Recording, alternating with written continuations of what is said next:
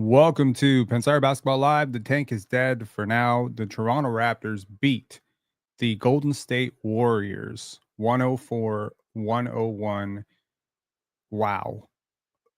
What a fourth quarter from Chris Boucher and Ochai Agbaji, but more specifically, Chris Boucher. We'll talk about all the good stuff that Scottie did in this game for sure. We'll talk about Jamal Shed off the bench, and I thought he was great again. We'll talk about Davion's defensive compete level. No shade on the 0 points or whatever he scored tonight. I don't think that he was necessarily bad for the Raptors. Jakob Poeltl was commendable. The defense was good, and you get a win. How are y'all feeling about the win? Let me know in the comments below. How do you feel about the win for a team that was up until today neck and neck with the New Orleans Pelicans, who may very well tear it down? NY4 Raps saying great game. Well, one thing I said prior to the season was it doesn't matter win or loss. I'm not going to complain about wins and losses, which means I don't complain about losses, which means I don't complain about wins. Okay. SP saying this game was to showcase the vets. Absolutely. We're on house money. You know what I mean? Like we are sitting at the slot machine on house money right now. The wins and losses are not that important. What is important is that you got to know a little bit about your team. I loved Ochai Agbaji's compete level defensively today, swatting shots at the rim. But really, let's be honest, the crowd was pretty dead today. Okay. This is like, you might consider this the Raptors' second road win of the season, to be completely frank, because the vast majority of people who showed up tonight were Steph Curry fans. The vast majority of people who are paying for these tickets, looking to, gobble them up, were Steph Curry super fans. There were a ton of Steph Curry jerseys in attendance, and you could feel it. It's very demoralizing and sort of strange. They said it on the broadcast as well. When the road team, specifically the road player, the babyface assassin, who is on the cover of this picture, Steph Curry, one of the most popular athletes of all time, really up there in the Kobe, Michael, LeBron tier of popularity. Allen Iverson. I mean, this guy's box office. People have been growing up patterning their game. So a lot of those people showed up tonight. There's only 20,000 seats. And I would say probably 15,000 of them were people who were there to watch Steph Curry. Even if you were a Raptor fan rooting for the Raptors, ultimately you were there because this dude, you don't know how many more times you're going to get to see him. And I don't necessarily think he had one of those marquee performances, but I thought he played all right. I thought he played good. He gave the fans a little bit of something to cheer about. But in the end, the Warriors lose. What does this mean? Well, the Toronto Raptors were a little bit undermanned. They were missing Emmanuel Quickly. They did not, to my recollection, play Jacoby Walter tonight. No Jamison Battle, who's been killing it in the G League. And okay, cool. You're not playing some guys. You are playing some guys who are not playing very well. You're starting Davion Mitchell. Clearly, some of those lineups in the first half were meant to test the waters of the tank a little bit, right? But the Raptors bent but didn't break. Every single time they found themselves down 3 or 4, they pushed it right back. They took the lead. They closed the gap. Let's take a look at who did what tonight. And we will definitely talk about the energy that Chris Boucher brought, because I thought he brought the building down with that dunk, which we will look at in the film study. And I just thought his decision-making was pretty good. I mean, there was a play where the Raptors forced a turnover and there's a breakaway advantage, and Chris Boucher has a full head of steam and he could easily go for the dunk, which is what he typically does in that situation.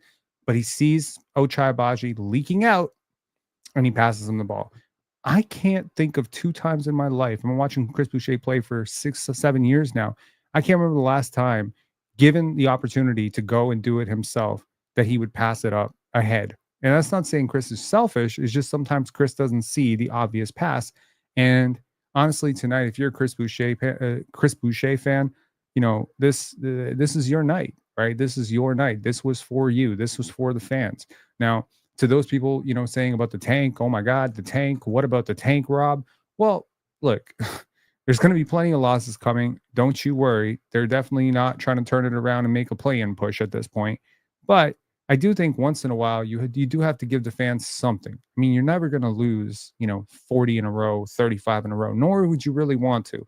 Occasionally, the Raptors will give you an occasional win just to kind of brush the cobwebs off, get some people off their back, get some people to stop talking shit, get the fans a little bit excited, give them a little bit of juice.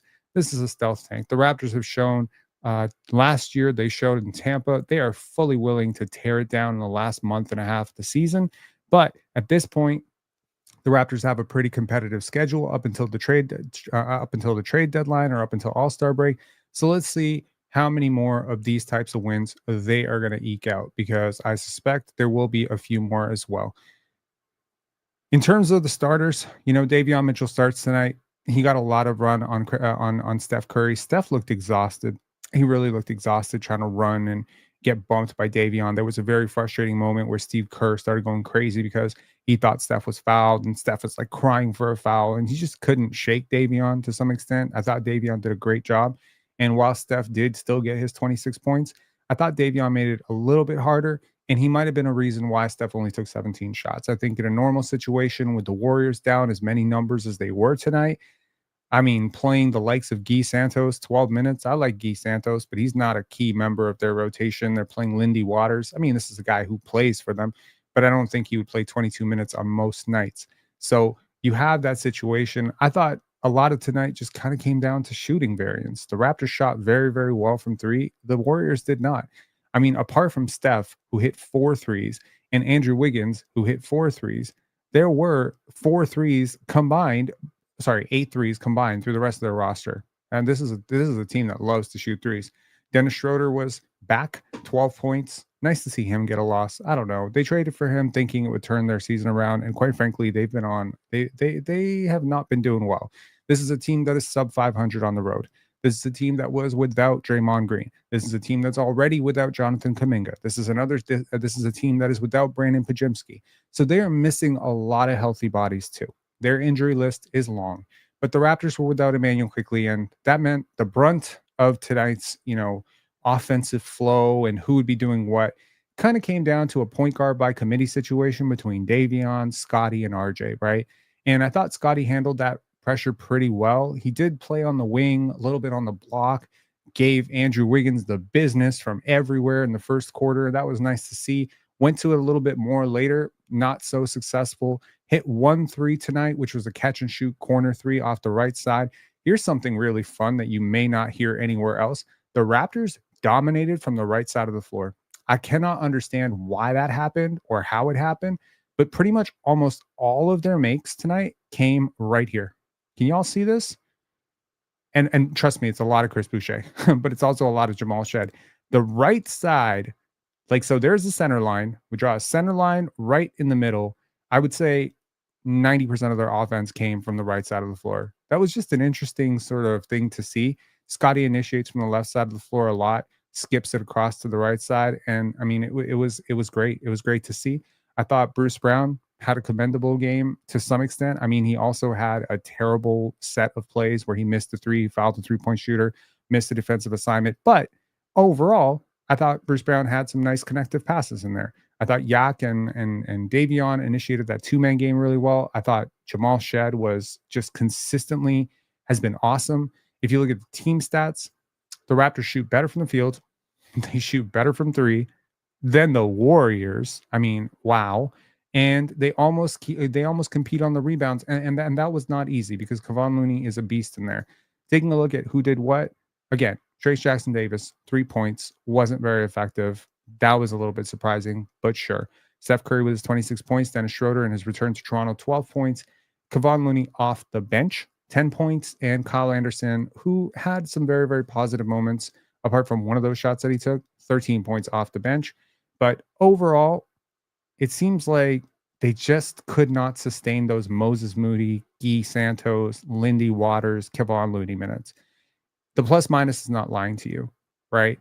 And I had a thing that I said after the Pistons game where I said, if the Toronto Raptors wanted to win that game, they could have won it by putting Chris Boucher and Ochai Agbaji in the game. Instead, they chose not to play those guys. They ran out of lineup of Grady Dick, RJ Barrett defensively and got destroyed by the Pistons. Now, it's worth noting, I talked a little bit of shit at halftime about how Cade Cunningham was struggling at the half and he was shooting really poorly. Cade actually ended up having a monster second half and led the Pistons back against the New York Knicks in Madison Square Garden. Suspected he might have a really good game, but damn, didn't see that kind of game coming from him. So he was awesome tonight. Scottie was also awesome. Let's talk about Scottie. So I'm a little bit like all over the place. I haven't slept very much. Been working on pen dance, so I'm a little bit out of sorts. But hopefully I'll calm down 12 minutes into this. But we will take a look at the film session for sure. In terms of Scottie Barnes, I thought his process was meticulous. I thought he, dialed it up defensively. I thought he had a lot of positive moments defensively. I thought he competed hard. He picked up hard. He rotated well, right? For the most part. Daniel Franklin saying, don't take any calls. Yo, the last call did not go well. The last call did not go well. So I apologize for that for sure. I listened to it back like the next day and I was like, wow, I really need to get some sleep. I do not have the patience for some of this stuff, but yeah, I need to be better for sure. Yeah, I thought Scotty played a really good game. I thought he commanded the offense. I thought he got his team organized. There were multiple times where he sort of shredded the defense, got downhill, got to the paint. There was that and one finish that didn't get counted as continuation, which I thought was a little bit strange, but I don't know about that. And overall, I just think he scored from his more efficient zones. I think it was very obvious when the Raptors want to win a game and when they don't really care about winning a game. Tonight felt like a game they were trying to win. Now, I'm not necessarily sure why this is the game you want to win. This is not a great team. This is not a great road team. They were very unhealthy. Was this the team that you wanted to test yourself up against? It's certainly better than getting smacked by this team. But why was this team the one that you wanted to win? I don't know. Maybe there's multiple reasons. Maybe because you're shopping Chris Boucher and Bruce Brown and maybe getting getting the sort of stink of some of these losses off of them might be a good idea right now as you're in trade negotiations. Allegedly, there were some scouts from other teams that were in attendance tonight, or at least were supposed to be in attendance tonight. So maybe, maybe this is a bit of a favor to them to get to see the best of Chris Boucher, right? And it's certainly not completely out of character. I mean, I'll remind you that in the year that the Raptors were in Tampa and they had the Tampa tank, guess who led them in win shares? Chris Boucher. So he's not some sort of scrub who's never had a hot stretch in his life. He's had plenty of hot stretches. He's had plenty of games where he's been more featured. He was a huge part of the key rotations that won that 48 games under Nick Nurse. And so, he kind of just ebbs and flows. He's in and out. Chris Boucher tonight was awesome. Chris Boucher, the last few games, has been awesome. Chris Boucher, when he's not forcing the offense, Chris Boucher, according to Darko Rajakovic, there's a funny story. I think this came from Josh Lewenberg. He said the secret to Chris Boucher's success is that he started having espressos before the game. So I thought that was funny. But what I'm saying is when Chris Boucher plays like this, crashing the glass, being active, not trying to do too much, being a star in his role, you really see how differently his career might have gone had he stuck to that. And that's not me, saying something bad about Chris Boucher. It's just this might be the most frustrating thing about Chris Boucher is that you see games like this. And of course, the hot shooting is helping. He's on a bit of a heater when it comes to the shooting. But even when he's not shooting, for the most part, he's taking better shots. He seems to be making better decisions. He seems to be a little bit clearer. He's instead of forcing a terrible three. I mean, he has forced a couple of threes that have gone in a bit of hero shots. But instead of forcing that terrible three, he'll just take 1-2 steps and make a pass, or take 1-2 steps and attack the rim. And I think those are vastly better decisions. Shiwo saying perhaps this was a win for Chris and his final game. Jan 15th is when players who sign in summertime become trade eligible. Huh. When's the Raptors' next game? That is interesting. So a send-off for Chris? Because they knew he was going to get traded? That's interesting. When is the Raptors' next game? Sorry, I just don't... I can't even think about what the schedule is right in front of me right now. So, let's see here. Sorry, the Raptors' next game... Oh, Lord. Why is Jonte Porter the number one story. Lord. Okay. All right. Let's see here. So the next game is against Boston on Wednesday, which is the trade deadline. So I guess they maybe felt he's not going to win that one. It's also worth noting, as some people kind of fail to realize, Chris Boucher is an ex-Warrior, so this was a win against against his old team. Lance saying his text messages got leaked. Yikes, that sucks. Prayers up to Jonte Porter, man. Made some really, really bad decisions. I stuck with him as long as I could, but you can't defend that. All right, let's go to the film breakdown. Give me 1 second here. Pull this off.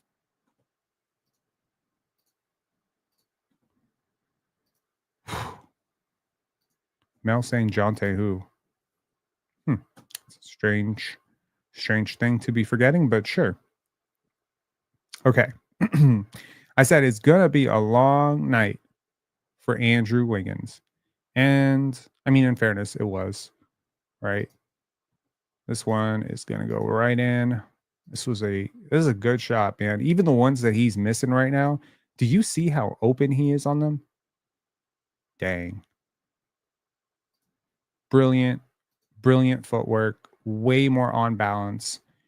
This is just going to be a little bit of a Scottie Glaze fest right now. Look at this pass that he's going to make here out of this read here. And this is when I say big playmakers have all the advantages. If you're small, you can't even make this pass. He takes one jump. You'll see a lot of smaller guards tend to jump when they pass. Kyle Lowry used to do it all the time. But when Scottie jumps, his window becomes like 7-2. So that's where you start to see the advantage of bigger playmakers, taller finishers, is their angles are a little bit different and a little bit harder to bother. If Grady was a little bit smaller, or if Scottie was a little bit smaller, this pass is a lot easier. And Grady's going to get fouled here. So this was a sort of special pass, if you will. And speaking of, good passes, this is a great pass. Finding a shooter, skip pass right across to him in his spot. That's his spot. That's his spot. That's his pocket. And sometimes, really, sometimes it just comes down to how comfortable are you when you catch? Do you have to gather the ball? Do you have to spin it a little bit? Does it come on? Does it hit your hand a little bit hard? If you've ever shot a basketball in your life, you know that how that ball hits your hand is 80% of the shot. The other, no. Before you take the shot, I'm going to say the shot is pretty much 80% determined. 40% of it is, how did you catch it? Are you catching it? Hold on. Let me show you what I mean. Because Jamal Shed did it perfectly, and so did Scottie here. 1 sec. Look at this. So look at Jamal Shed's shot prep here. Now he's ready to catch this. Look at this. He's already, see it? Before he even catches it, he's loading up. So now when he catches it, boom, the lower body is already setting up, right? So that's shot prep. So that is good. And the other part of it, the other 40%, is how it actually hits your hand. Does it go off target a little bit where you have to kind of reach for it a little bit, like those Fred VanVleet weird passes? Or does it kind of hit right in your pocket and then all you got to do is just launch? And yeah, that one was just a nice launch. Here, Scottie gets fouled by Moses Moody, former teammate of Ma Bird, Moses Moody. So after facing Cade Cunningham, now he goes up against Moses Moody. What a program the Ma Bird Eagles are. But here, he's going to get past him, and then he's going to take 3 defenders at the rim and then get fouled again. Can't finish the and one, but will go to the line. And I think he split those free throws. Look at this defensive play by Ochai Agbaji. This was so special.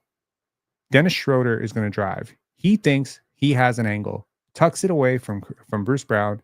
Bruce Brown sort of abandons Lindy Waters to make that sort of swipe in the pass in the gap. You can see here Kyle Anderson is sort of calling for an alley-oop. So he's trying to cut behind Kelly Olynyk. But Dennis Schroeder thinks he's got this, and Ochai Agbaji says, "Not in my house. Not in my house." That was awesome. I'm really glad I slow motioned that, because you really need to see like how well he spotted that and how well he tracked the ball. I've been raving all year about Ochai Agbaji's rim protection, and I think you saw two very good examples of it tonight. Now here again, what I say, shot prep. Now I hate the fact that he looked down.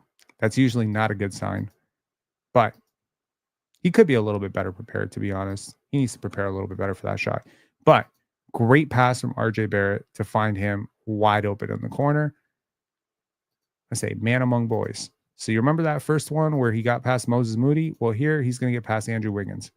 Again, it's not as smooth as you want it to look right now. It's not as bursty, but it is effective. As he continues to get stronger, he's just going to move people. He's just going to move people a little bit better. As he gets more balanced, it's going to be a little bit more fluid. And at that point, you're not going to be able to stop him. Okay, look at the Raptors defense on this play. This is not any one player. This is everybody. So this was a Steph Curry 3, offensive rebound, goes to Andrew Wiggins. Andrew Wiggins going to reset to Steph Curry. Look at the defense. Okay.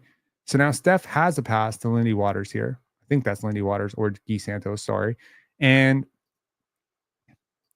he's calling for him to cut, and he slips a pass here behind Grady. But look at Ochai and Grady collapse on that. Now, if Lindy Waters really wanted to make this pass right here to Buddy Hield in the corner, he's open.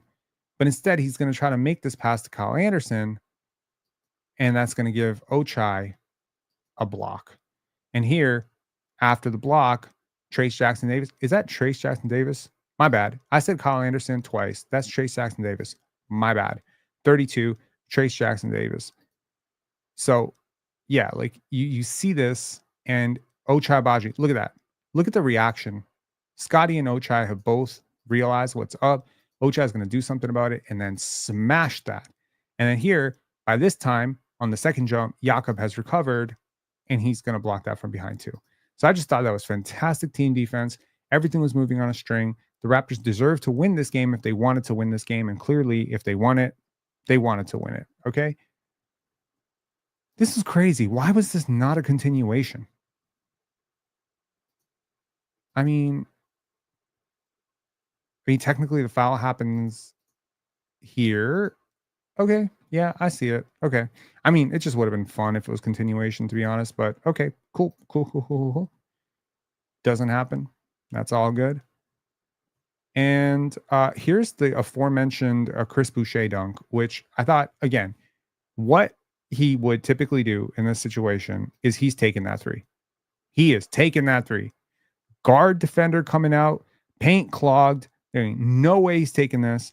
And you got Jamal Shed on the opposite corner, which is his spot, technically, right side of the floor. That's his spot.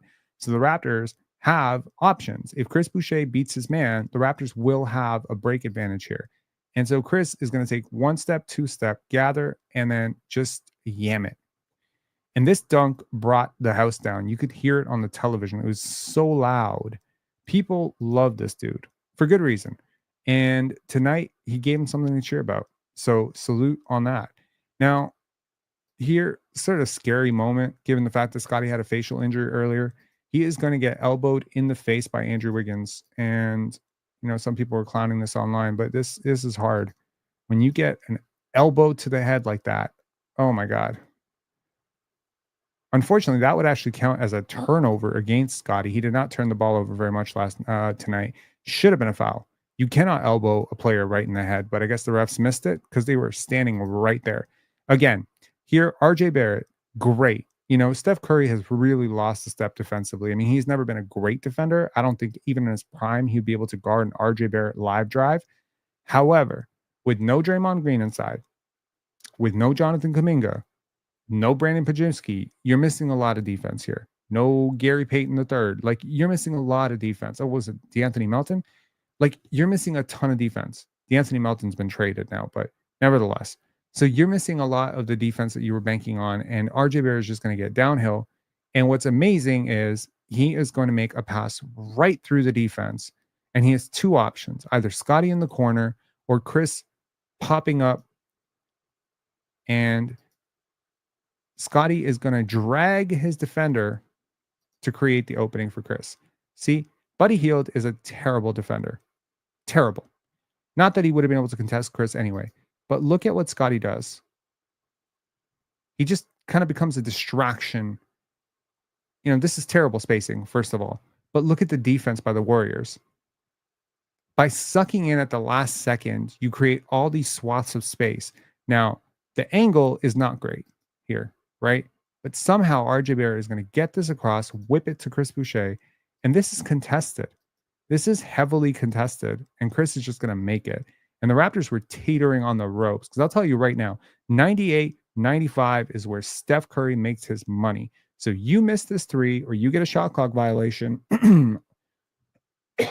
or if RJ gets a turnover and Steph comes down and hits a three, it's game over. Momentum is everything. 6-point deficit with 3 minutes to go while you were up is kind of crazy. It's going to be really hard to surmount. But here, RJ just makes the perfect shot, and Chris Boucher just gets a phenomenal shot to go down. And it was right with the shot clock going down. So it was a bit of a grenade. Good for Chris to not pump fake. I mean, this is, again, there's so many things happening on the basketball court at the same time. You need to know the foul situation. You need to know where your teammates are. You need to know where the help is. You need to understand the shot clock. Where is the shot clock? You know how many players that have like low basketball IQ? How many of them tend to not really consistently have that internal ticker of where the shot clock is, right? Chris knew when he caught that ball that he had like 1 second to get rid of it, and he did. So that's big because, I mean, I've seen him get shot clock violations on a pump fake when he didn't have time before. So this is remarkable progress. And it wasn't all Chris Boucher in the fourth quarter. It was a lot of Ochai Agbaji. I think Ochai Agbaji deserves, like, I know Chris will get the chain tonight and he should, but I think Ochai Agbaji deserves like a mini chain because I thought he was phenomenal. And this play right here, and again, they attack Steph Curry. They force Steph Curry to be a defender because obviously they're trying to hide Steph Curry, right? They're thinking Andrew Wiggins is going to guard Scottie Barnes. I think Steve Kerr just really grossly misread this situation, right? They thought, hey, we can hide Steph a little bit. Steph hasn't been playing back-to-backs this year. So we're going to hide Steph a little bit. He doesn't have his, dominant pick and roll, pick and pop partner in Draymond Green. And so we're just going to hide him a little bit on Ochai Agbaji. And so the Raptors are like, all right, bet. We'll just make whoever is guarding Steph actually, whoever's being guarded by Steph actually, we'll make them our offense. And, credit to Ochai Agbaji. He's been finishing a lot better this year than he did last year. And here he finishes this somehow. That was a miracle shot too. So yeah, and that was pretty much the game. The Raptors ended up getting a three and then proceeded to allow the Warriors. I mean, there was a missed shot. Scottie held the ball for the final possession. They missed the shot, and the Warriors get the rebound. The clock stops. That was crazy. The clock stops, and at which point the Raptors were in a terrible situation because now they have time to set up their offense and design a place. And Steve Kerr is a great coach. So kind of a mixed situation there at the end. What was I really rooting for? If I'm being completely honest, I was rooting for a loss. I hate to say it, but the tank has gotten me watching Cooper Flag throw up 42 points. Yeah. I think I have pretty much moved on from this year. I think there's only so much losing that you can take. There's only so many, up 6 with a minute to go and boom, you blow it. Up 12 in the third quarter and you blow it. And it's just over and over. And it's like at this point, wins are moral, but the losses count the same, right? So would you have been happier, perhaps, maybe Steph Curry hits a 4-point play and you lose this game by 1 and you just say, oh, well, guys, we're a young team. We need to learn not to foul 3-point shooters like, Jaden Ivey, fouling, or was it, De'Aaron Fox fouling Jaden Ivey, right? Capital gains. Oh, Lord. Okay, so fire Darko. His keeping Boucher on the floor in the fourth cost us the flag. Yeah, I mean, you're gonna have to make this one up somewhere, but I do want to let you know you were never supposed to be this bad. So this is actually like he's on borrowed time in a way, like not borrowed time, but he's on house money too, because If you had designed, like, if you know, the obviously the Raptors coaching staff and the Raptors front office, they have meetings occasionally. They'll talk things over. They'll discuss the progress of this player and that player, etc. Um, this comment made me laugh. Give me one sec.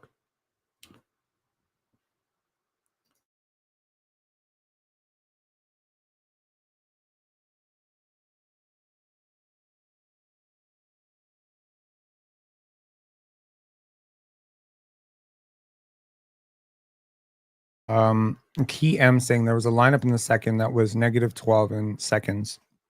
I don't know about seconds, but yes, they gave up a phenomenal lot of points. And I'm positive that Chris Boucher and Kelly Olynyk were on the court for that. So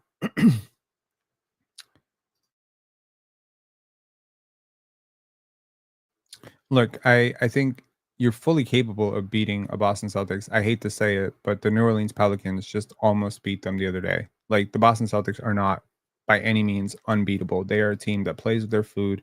They'll look at the Raptors. They'll design their game plan to, let Peyton Pritchard and, Luke Cornett cook, and then in the process maybe the Raptors will have a chance. I just don't think the Raptors match up well with the Celtics, so I would be counting on a loss there. However, it's just worth saying that, again, you have to win some. The Raptors have lost a lot of winnable games, a lot of games that maybe were 50-50 toss ups, and they ended up losing them. If you've ever wondered why Raptor fans are so salty and so angry right now, it's because of games like this one right here against Orlando. You would be lying to yourself when Jalen Suggs went out if you said a fully healthy Raptors team was supposed to lose that game. Again, Detroit. Yeah, okay. They're without Jaden Ivey. You got your full roster. Emmanuel Quickly, RJ Barrett, Scotty Barnes, Grady Dick, Jakob Poeltl play. You're at home. Sorry, you were on the road, but you expect to win that game. Coming into this season, if I told you the Raptors will face the Detroit Pistons, the Raptors have all their people, and you don't know anything about how this season's going, you're probably supposed to beat Detroit. You're probably supposed to beat Orlando. You were definitely supposed to beat Brooklyn. You maybe were supposed to beat Brooklyn the previous time you played them, and Chicago. So it's like, okay, I guess I get it. You're 9-31. How bad did you think you were going to be after 41 games? 40 games. We are at the 40 game mark. 40 games. All right. 40 games. I believe that even in my most optimistic tank expectations, I would have expected us to have 15 wins right now. We have 9. So we've got, I don't want to tempt fate and say we've got, 6 to spare, but that's kind of what you're playing with right now. You lost a lot of games here that you were supposed to win. I mean, naturally, you're supposed to beat certain teams, right? You were supposed to beat Detroit. You're supposed to be a better team than Detroit. You're not. You're supposed to beat the Charlottes of the world. You somehow lost to Charlotte.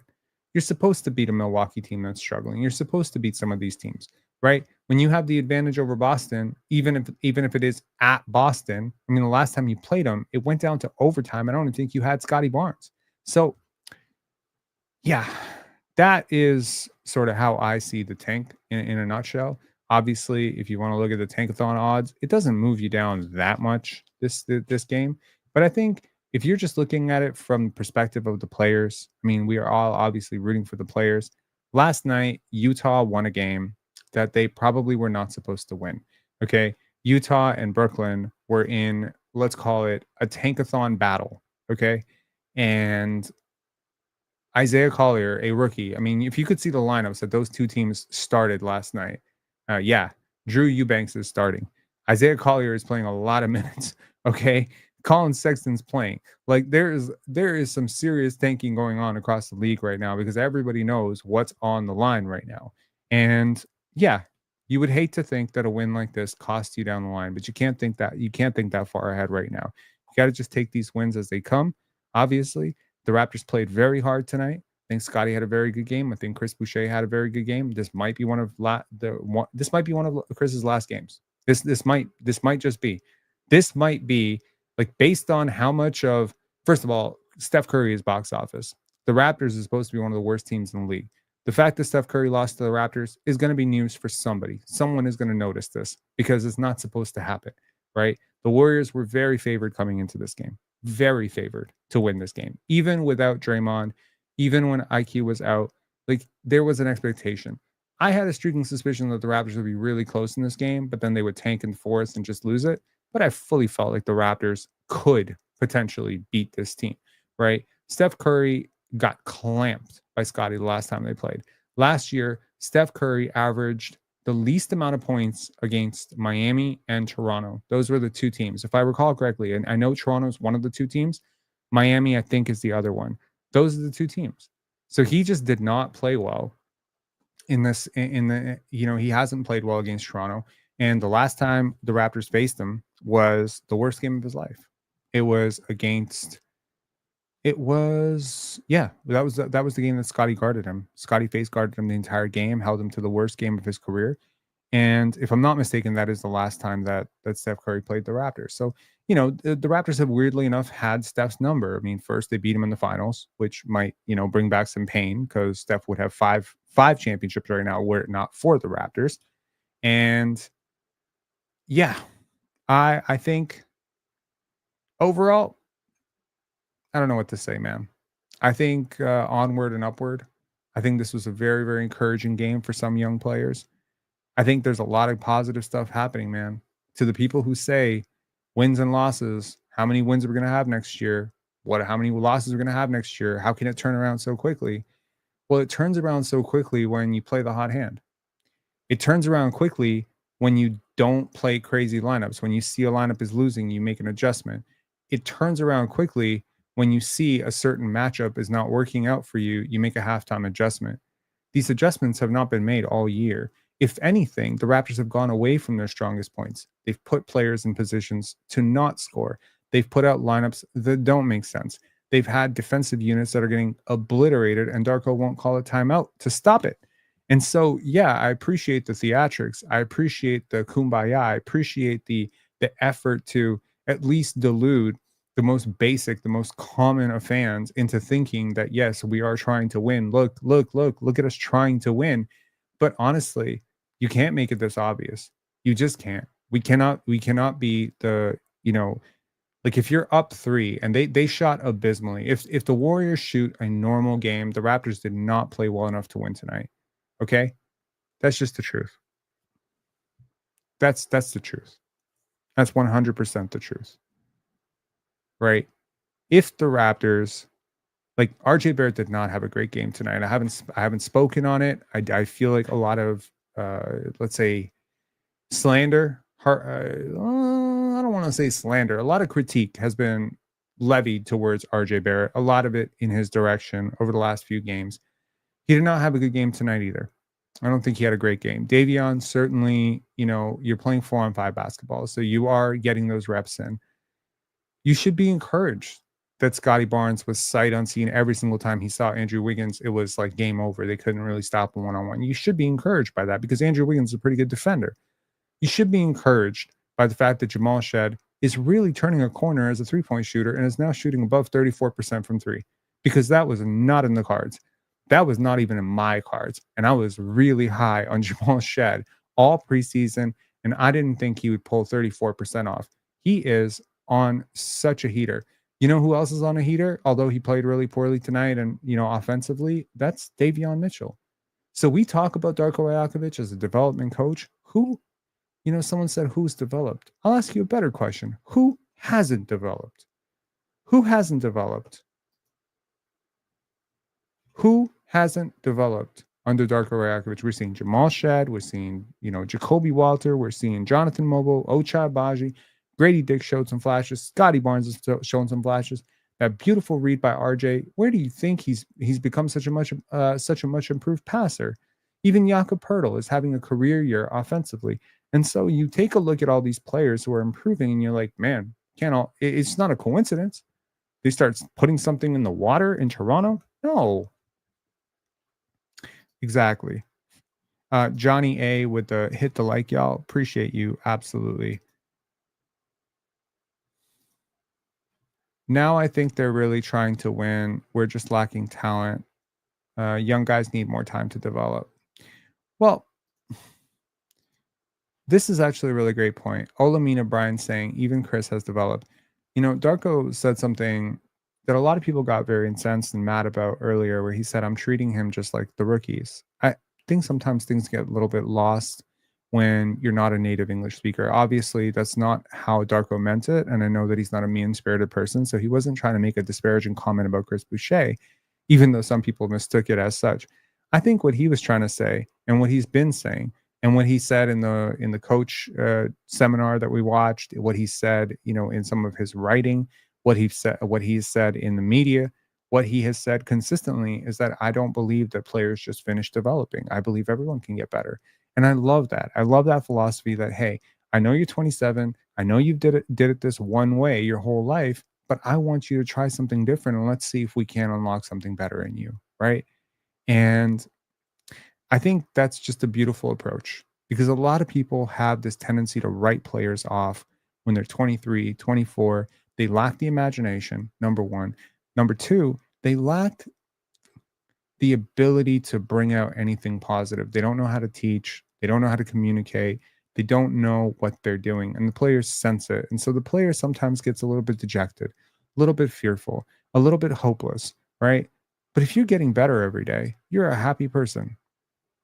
You're a happy person. If you're getting better every single day, you are a very happy person. And I'm sure that Chris Boucher is seeing that he might be playing over the last 4 games the best basketball of his life consistently. He's achieved some very gaudy box score numbers, but consistently playing the right brand of basketball within the system without going outside the system and succeeding as that type of player is a new high for Chris Boucher. This is a very new high for Chris. And I think that he's played really well. And he's played insanely well over the last 4 games. Asian Ball saying Cade had a great game today and Scottie did as well.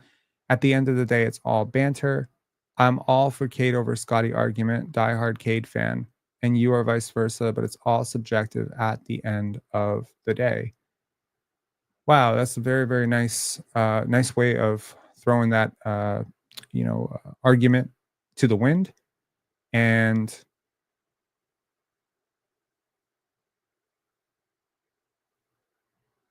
oh wow, okay. Saying after seeing last stream and tweets during the game and seeing the comments on your videos, I don't want this Cade agenda to be the downward spiral of your podcast. They're both awesome players and exceeding expectations. Are you my guardian angel? You might be.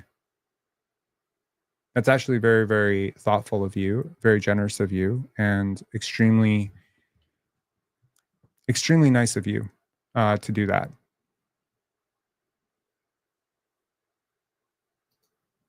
Saying, it's Justin, by the way. I was banned. Haha. I don't want to see your downfall from this. What Justin?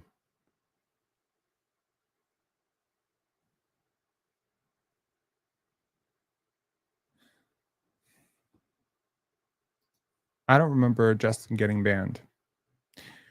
Anyway, I appreciate you expressing yourself this way. It's very nice of you to say that. I do want to point to something that happened on the panel today, which will allude to what you were talking about. Let me just pull this off for a second and let me bring it up. And I want y'all to hear this. Look, I think Cade played very, very well today. He did. He played really, really well today. So absolutely, deserves a lot of credit for the second half that he pulled together. Like that was commendable. It was at least against some very good defenders.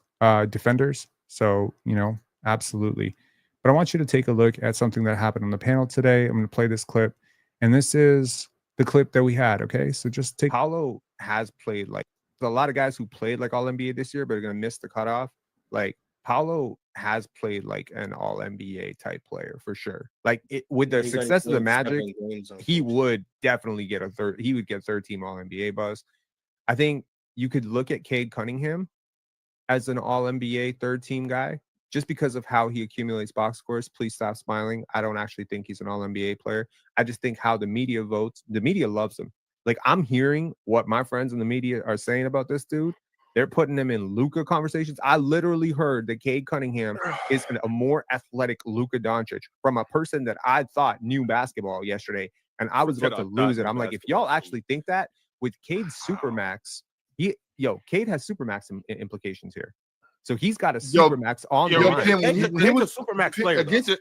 Yeah, but against 220 million against Toronto. So to Penn's point, now I've come around to Cade. I like Cade, but to Penn's point, a lot of those assists I'm watching him get were bailout assists because Scottie had him in jail. I'm talking about he was going this way. You watched it. Scottie, did you watch like, it? Come here. He come over here. Scottie said, mix? bring your ass here. He coming this way. Scottie like, nope. He just, here, take it. Boom. That's an assist. I'm talking about Scottie had that boy in jail for a lot of those assists. I'm not talking about all game, and he definitely did fill up the stat sheet. All I'm saying is, when I'm watching it, I did see about 5-6 assists where Scottie had that boy. I'm talking about solitary confinement, shoe program. That Alcatraz. boy was. I'm talking Alcatraz. I'm talking about. He shoe put him program. in jail. He like made him look like a child. I'm talking about inside out, double cross, spin move, step back. Scottie like, come here. I'm not going anywhere. Air balls. You know he was all over Cade, and a lot of those times, those were just here, take the ball, and they shoot it, boom, like. Okay, so I just wanted to show that I was not crazy, that someone else saw it too. That was nice. And yeah, honestly, I feel like Scottie and Cade are two prospects who are just very unfairly covered. I feel like a lot of people don't like Scottie. I think a lot of NBA fans don't necessarily appreciate his brand of basketball, and I think Cade is a little bit overrated. I think Cade played like a star tonight. He really did. You know, he played very well. Obviously, I did not watch the full game. I watched little bits of it. But, you know, good for him for bouncing back in the second half. I mean, you know, he played well. So, you know, I'm sure that both these guys are going to be all-stars at some point. I'm sure they are very, very good friends. And, you know, we'll see what it looks like in the playoffs. Obviously, I would take Cade. I said it in the last podcast. I would take Scottie. I would take Scottie over Cade, over Asar, over Jaden Ivey combined. Like, I obviously feel very, very differently about it. But, you know, some people have a different view. And they feel, you know, there's been a lot of Scottie slander online in regards to Evan Mobley and Cade Cunningham. There's been a lot of banter about it. There's been, you know, media members from the Pistons saying, oh, you know, he shouldn't have won Rookie of the Year. I don't know how he won Rookie of the Year, blah, blah, blah, blah. Cade's clearly better. And obviously Cleveland fans are pounding their own chest about their own guy, right? And that's okay. That's okay. We're supposed to do that. This is sports, right? We're supposed to do that. We're supposed to, you know, say my guy is better than your guy. Even if my guy isn't better than your guy, you should still, you know, have a little bit of that energy for your guy, right? So obviously, objectively, no one is telling you to go say Scottie Barnes is better than prime Magic Johnson right now. But, you know, you should have a little bit of energy for Scottie versus Paolo. Even if Paolo's had a better season this year, you could have some energy for Scottie versus Cade, even though Cade has, you know, played a better offensive game overall this year. You could have some energy about it because that's sort of what sports is about, right? My team is better than your team. Oh, well, okay. Your team is 8-30. My team is 30-8, but you're still rooting for your team to win. I think sports don't have to be this serious. And I apologize, you know, if my comments were, you know, specifically directed at Elijah. Like I didn't realize that Elijah was the same guy in the previous day that I had crashed out on Twitter. Like I was on Twitter Spaces before I came on, and I was already a little bit heated because there was someone on that Twitter Space that I got really mad at, and I checked it out. It's the same dude. Can't stand that dude. Can't stand that dude. But I got out of line. I'm the host. I'm supposed to be better, right? So in the end, got to be better. And yeah, I think the Cade stuff is a little bit expired at this point. Just move past it. But it was fun while it lasted, right? I'm sure we all got to learn a hell of a lot more. I'm sure Pistons fans got to know a little bit more about Scottie than they would have liked to know. I'm sure Raptor fans got to know a lot about Cade that they maybe didn't know. And, you know, we'll see how this goes. I really, really do believe that this is going to end up in Scottie's favor, but I'm sure there's every single Pistons fan disagrees with me. And that's perfectly cool, right? Tariq saying Rob brought 2023 crash out Rob against Elijah. Yo, every time you think you're through, you realize, Okay, there is a little bit more. There's a little bit more to clean up. So I think that's important. Okay, let's go to the Raptors post game. We're gonna hear from Chris Boucher, from Darko Rajakovic, and from your boy Scottie Barnes. All right. Give me one sec here. Pull this off.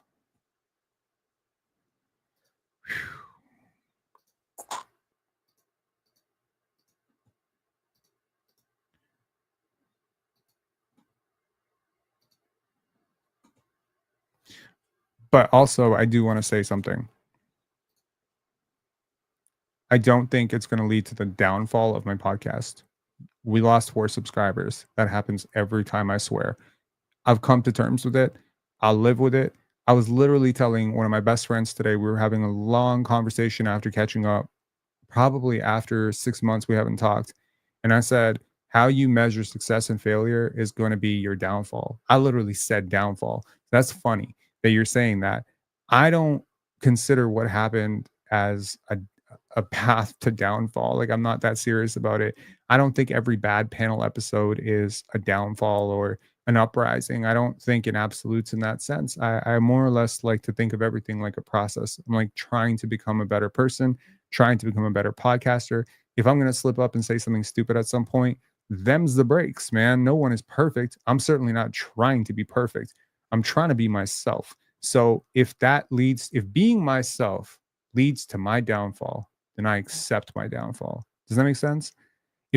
But I won't accept, like, and put it this way: you have 4 doors, right? You be yourself and you fail.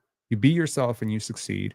You be somebody else and you succeed. You be somebody else and you fail, right? What if I'm like, I really think Scottie's better than Cade, but let me just say Cade's better because he's playing a little bit better and he's on a better team, so people won't come at me and I won't lose as many subscribers and people won't hate on me and people will congratulate me for my maturity when I don't really believe it, right? Well, here's the thing. I don't believe in succeeding as somebody other than yourself. I also don't care about failing as somebody other than yourself because you failed the minute you decided to be somebody else. I believe only that that if there are 4 doors, there are only 2 doors. There's only 2 doors. The only 2 doors are fail as yourself or succeed as yourself. If those are your only 2 doors, then life becomes very, very simple. So speak your mind, be authentic, apologize when you need to, apologize when you want to. Honestly, I'm not trying to advocate for narcissism or, being a bad person, but if you genuinely believe you didn't do anything wrong, figure out why you need to apologize. Don't be forced into apologies. But yeah, I mean, I think I offered a little bit of contrition the minute I was done screaming because I realized I'd stepped out of pocket the last time. And that's certainly not something that I would like to get into a habit of. Like, screaming is uncomfortable for people, especially when people are trying to sleep. A lot of people listen to this like late, and kind of having like that sort of hyper energy might not be very good for anybody. So obviously this podcast is for service. It is of service, in service. And if it's not doing that, then what the hell is it doing? So I fully understand what you're saying. And, but I just wanted to address that I do not think that talking about Cade or not talking about Cade is going to be my downfall. I've been talking about Cade for 3+ years, and I will continue to talk about him because he is one of the emerging talents in the league, plays, in the Raptors division. Obviously, if the Raptors and Pistons are good at some point, we're going to revisit this debate. And you know what? What did I say when I said the ratings are down? There ain't no rivalries. Well, guess what? Pistons fans hating Scottie Barnes is a great rivalry, okay? This is me starting shit, okay? Now, it's like a little bit of 4D chess here, but you know what? Be relevant, man. I don't hear a lot of people talking about Scottie Barnes. I don't hear Scottie Barnes talked about on the national stage. I don't hear Scottie Barnes talked about on ESPN. I don't see Raptors highlights on Sports Center. I'm sorry. We used to talk about Vince Carter all the goddamn time. And now we just don't talk about Scottie very much. And sorry, I'm on a bit of my soapbox because I just woke up, on these super chats. And just, get this off, and then we'll get to the Darko interview, the post game. I don't hear Scottie being talked about that much. I don't really hear RJ being talked about all that much. I don't really hear the Raptors being talked about all that much. And you might say, well, Rob, the Raptors are bad. Why would anyone talk about the Raptors? They're trash.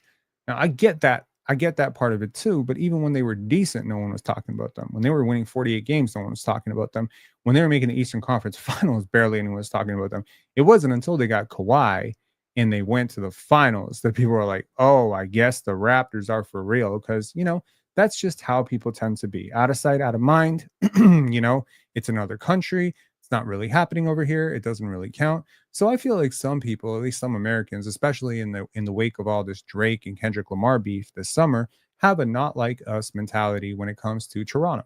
Unfortunately, you know, Drake is the global ambassador. Ironically, Drake was there tonight, not to support the Toronto Raptors. I'll tell you that. He was there to support Steph Curry and be in the building when Steph Curry was in the building. But funny enough, Drake took the L today too. So what I'm saying is not a lot of people talk about Scottie. And it's very, very important to me, because he's my favorite player, that the league talk about him. Now, if Detroit media are talking shit about him, cool. I win. You're talking about him. It's good. Because for every 10 people that you're going to say Scottie Barnes is a bum, and you're going to show him some highlights of him being a bum, according to you, he's going to get one new fan. For every 10 shit talkers, there's one conversion. So that's how I'm looking at it. I want my favorite player to have an audience. I want my favorite player to be talked about on the panel. I want my favorite player to have, you know, videos. I want my favorite player to just be covered properly, because I don't see anybody else in the city covering this dude honestly and properly. I feel like he has a story. I feel like he is. Honestly, I feel like he might be a very ideal candidate for face of the league if he had a little bit smoother game. He's not soft. He doesn't flop. He's as authentic as they come. He's team first. He is very exciting to watch, and he's a very damn good player. And he's a really good person. Why wouldn't you want that person to be the face of the league? Oh, and by the way, he's American. No, we got to have Anthony Edwards, because the game's a little flashier. Scottie makes flashy passes all the time. I don't know if Scottie's ever going to be the face of the league, as Darko said, but I want him to be more of the face of the league than he is right now. I want him to be talked about more. I want him to be more in the limelight. And even if that's negative light, even if that's a whole bunch of people pushing back on me on the panel, saying I'm an asshole and an idiot for talking about Scottie, saying I'm an idiot for trying to put Scottie in conversations that he does not belong in, it's perfectly fine. You know why? Because people have been doing that shit for Cade Cunningham for years. People put Cade Cunningham in Luka conversations. They put him in Brandon Roy conversations, Kobe Bryant conversations. Scottie Barnes is getting compared to Boris Diaw and Draymond Green. So I'm just correcting the record for my favorite player. I'm going to keep that energy for my favorite player, and I'm always going to keep that energy for my favorite player. All right, now let's go to the interviews. Rant over. Thank you, by the way, Asian Ball, for the super chats. Appreciate you. Okay, the third quarter tonight? It kicks in a little bit later, yes. You see the guy, a role player on a heater like he's been on for the last 4 games. In fact, the Knicks game, I guess, is great. He's been playing great. I'm telling you, like, he's such a professional. He comes to work every day, brings a lot of energy to our practices. You know, he's been around. His voice is very important with the team as well, and I'm really happy for him when he plays the way he played tonight. You really got Scottie in a lot of physical mismatches tonight in the paint. Does that take advantage of size advantage he had over basically every defender they had? That's right. I've been really developing something with Scottie, with his post-ups and closer to the rim, and he's getting good looks there, but also he's playmaking from those positions really well. Now it's about timing and how do we get better spacing, how to provide him enough space, but also for other guys to be able to play off of him. Towards the end of the game, it looked like you were putting whatever action Curry was in was what you guys want. How hard is it to decide whether you're going with your best player or whether you're trying to find a player on the floor that you want to kind of attack, making that decision? Yes, we found over the course of the game that there was something that was working for us, and we just continued, trying to go to the same action, and we created different opportunities through that. That's something that really helped us tonight, and guys did really good job of being organized, being patient, and communicating and finding those opportunities. Jamal's been shooting the 3-ball really well recently. Is there anything that is there anything that you're seeing that he's doing differently, or is it just a matter of reps? He's putting a lot of work in. He's one of the guys that gets most shots in our gym. He's really diligent about the work, and we believe in his shot. We trust his shot. So it's good to see that he's making those in games as well. His shot selection's been pretty good all year in that. Like, he doesn't pass up a lot of them. He's taking the clean looks that he should be taking. How important is that, like, even when they're not going in, just like that process for somebody that's looking to add the jump shot as a bigger part of his repertoire? Absolutely, you're hitting it on a nail. It's very important, for him, but for everybody else. I thought that over the course of the game tonight, we had a bunch of like wide open looks that we need to take. Some of those we made, some of those we did not, and that's something that we gotta be willing to live with, because we know how much work every player puts in, and we believe in those guys. So it was great to see that Jamal shots fall down as well tonight. You guys haven't had a lot of close wins all year.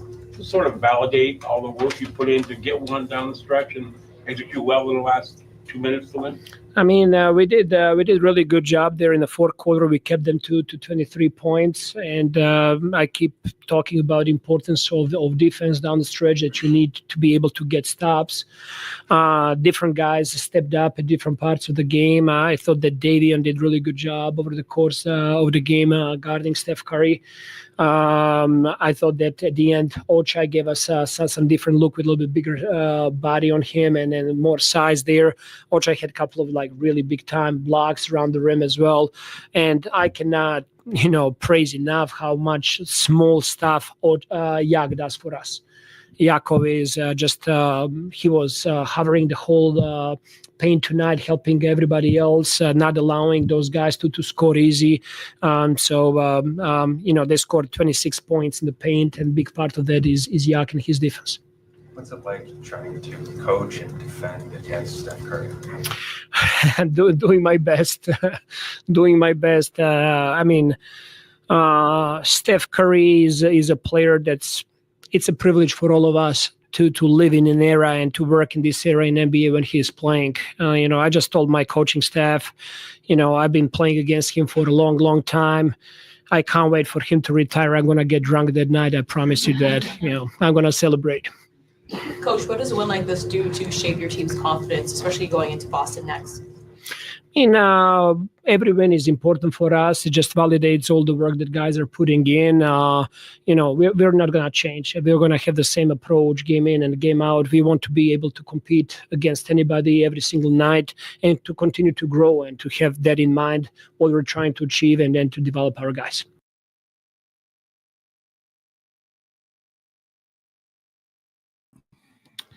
Okay, you're going to have to give me 1 second here.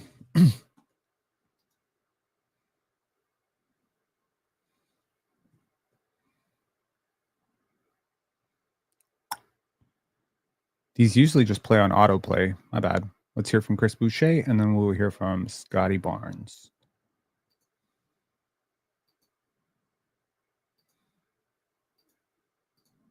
I actually can't wait to hear what Chris has to say. I haven't heard from Chris in a long time. Hope a lot of it is in French, but... Chris, you've obviously been on a roll lately, but in losses. How cool is it for you to have a moment like this, especially at home in a win? I think it's good. It helps for the spirit. I think we've been working extremely hard together to, find ways to get better. And we got a couple of good games where we, played through 3 quarters and not get the win. So to get the win feels really good. And we're just going to go back to the film and figure out what we did good and how we could sustain that. Steve Kerr had some nice things to say about you before the game. When you think back to that kid that started his NBA career with the Warriors, how much have you changed and grown as a person and as a player since then? When I went there, I was with KD, I was with Steph, Klay Thompson, and Iguodala. So I got the chance to see, what, the pros are doing and all. And I came here, I saw Kawhi, and, it's just Danny Green, Pascal, Fred. I've been around a lot of, professional, great players. And the one thing that I think that changed a lot is just like, the determination of doing something. I think I wanted to be a player. I wanted to do something special. And when I went there, I was a little too young, a little kind of naive in a lot of things. So, a lot of maturation came in, and especially this year. I think this year was one of the biggest year where I was able to just figure out what I need to do better and, just stay consistent and, not having the ups and downs, too many ups and too many downs. So I think that's really what's changing right now. When you come in and you hit your first couple threes, what's it feel like? Obviously right now it feels really amazing. When I get the ball, it feels like, I'm at the right place. It's the right shot.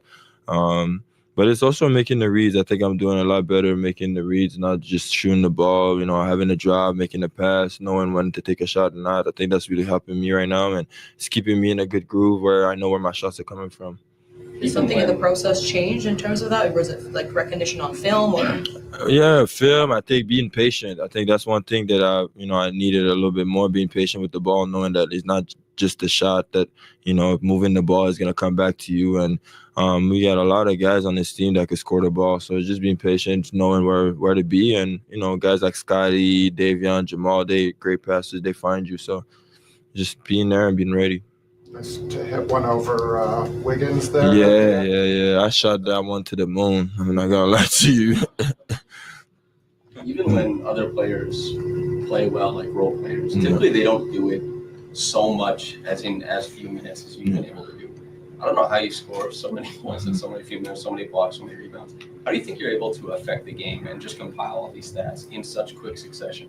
I mean, I think it started my first year when I came here. I had 4 minutes garbage time, and I was always trying to shoot a three or get stop things going, and I always kept that to my whole career. Just kind of like, okay, it might be 2 minutes, 3 minutes, just make a big impact. And I mean, I think now that with the work that I put in and all that, it's a little easier. But I was doing it on raw talent a lot too, without no work, just all energy. And I think that I'm still keeping that one but with making better decisions too.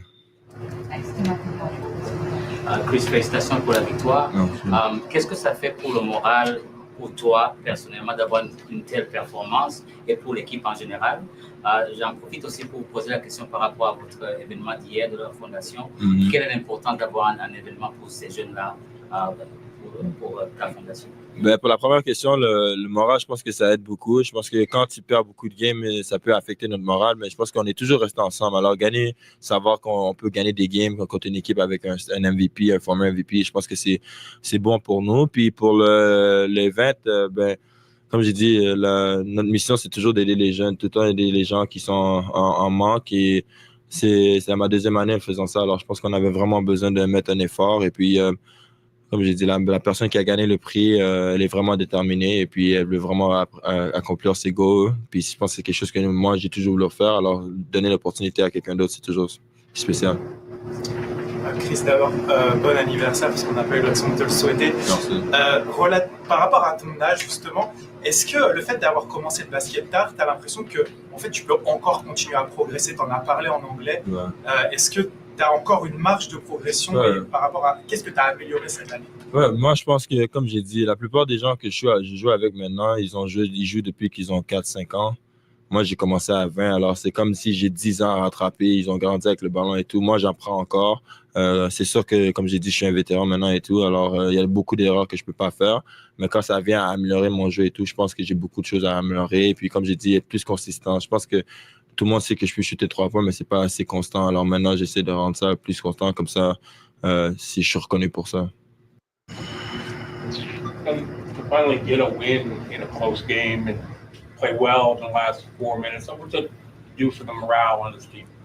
It's great. We was literally just talking about it today, watching the past 2 games. Around that 6-minute mark, try to get better offense, see where we need to run, and make sure everybody's on the same page. And today, we're all on the same page, ran the same actions, and we got great things out of it. So when we just talk, communicate, and put time and effort into wanting to get better and having that group meeting where we watched that and broke it down and see what we needed to do, it paid off tonight. Could you explain what's going on with Chris Boucher? Nah, you can. We know what Chris brings to the game. Every time he steps on the floor, he's bringing energy. He's on the glass, making threes. He can shoot the ball really well. He was huge for us tonight. He had like 17 in the fourth, so we needed that. He won us his game. The last 3 games, he's been, every time you stepped on the court, something has happened. What's the impact on the rest of the guys on the team? We're motivating him. We're all motivating each other. We love each other. We're all very connected. So we all just have high praises for each other, and we love each other's success. He's going to stay ready, and everybody else is going to stay ready as well. We got to all step up to the plate. How's your head there? You got that elbow? Oh, it's solid. I don't know how they missed it, but got elbow right here, man. Hurt it a little bit, still feel it, but I'll be fine. Got a little knot. Scottie, there's been a lot of games this year where you guys haven't really been in it late in the game, but this one obviously you were able to pull the win. We had a lot that we've been in it late in the game, but we had someone we wasn't. But just with the fans, obviously they were making quite a bit of noise near the end there. What's it like to be able to just kind of hear, the fans cheering in late? Oh, the energy and atmosphere was great today. Of course, you got a great team in Golden State. You got Steph Curry. That's future Hall of Famer. So, everybody going to be ready to show up, be hyped, loud, ready to go. But the energy in the crowd was great. We always going to have a packed out arena. But, it was very different today. It was super loud, super active, and, it was a great show today. What's it like as a team to try to stop or slow down Steph Curry? We know it's going to be hard, especially when he's trying to get open. We're trying to do our best as possible to take away his 3-pointers, stay as physical, connected as possible. He pushes off, goes one way, goes the other. And then when you think it's done, he's still going around the next action. And they said they're going to set great screens from him as well. So it's about just trying to take away his threes as best as possible. And we work really hard to try to do that. Of course he's gonna make them, but it's about how we gonna limit them as much as possible. Another close game down the stretch, and you guys couldn't find a way to execute. Obviously, free throws were a part of that. Okay, so overall, good vibes. The French translation for Chris Boucher, apart from being wished a happy birthday, a belated happy birthday to Chris Boucher, who turned 32. Crazy to think about, because he still feels like he's 25, but he's a young 32. You know what I mean? Like, he hasn't played in the league a huge amount of time. Guys, when they're 32, are in like their 12th to 13th years, right? Chris is a bit of a late bloomer, so he's not. He also talked about I guess my French is a little bit basic, but he talked about the winning effect of morale, stopping a future, a former MVP. And yeah, so if somebody wants to translate the entire French translation for Chris after the game of his career, but overall, just speaking on the value of winning and the effect that it can have to the team's success. And basically, I think Scottie, Darko, Chris all echoed the same sentiments that, hey, we're a connected group. Didn't know about this team meeting, or a team meeting that I don't know if it's a team meeting per se, but if they did have a team meeting or something and they're planning on, I don't know, beating the Boston Celtics, I'm like, I don't know. Like, do we really want this right now? I'm a little bit trepidatious about pushing any energy into like hoping for wins or losses at this point. I'm just kind of laying out the process. I'm like, it's worked so far. We're 9-31. It could be a lot worse. We could be the Chicago Bulls. We could be the Detroit Pistons or something like that, where, you're kind of in the middle of nowhere and you've got this great draft pick. It could be significantly worse if you don't convey that 2024 draft pick. And right now you're just like sitting on eggshells. Can you just imagine where we would be as a collective fan base right now if our lottery pick was top 6 protected and it was owed and it was only coming to us if it was top 6? Yo, in order to ensure a top 6 pick, you have to finish second worst. That is the only way to ensure it for sure. So we would be sitting there with fainted breath on May 12th or May 14th, whenever the draft lottery is. I think it's May 12th. We would be sitting there like pretty much holding our breath, praying that we don't convey this pick to San Antonio. That would be a scary outcome. So I am very, very thankful that the Raptors conveyed their pick before they decided to tear it down. And it's tricky. It's tricky. The lottery is tricky, right? But when you're talking about this front office picking 7th, 6th, 5th, if that's what you're worried about right now, some of you seem to think, oh my God, this is a one-player draft. It's not. There are 4 or 5 really solid players that you would be very, very happy to welcome into your core. And I'm going to trust that within the top 7 picks, the Raptors are going to find one of those guys. Okay. Franz Wagner was an 8th pick in the 2021 draft. I'm pretty positive that if the Raptors had the 6th pick, they probably would have gone with Franz. I'm thinking they would have gone with Franz. I'm hoping they wouldn't have gone with Kuminga.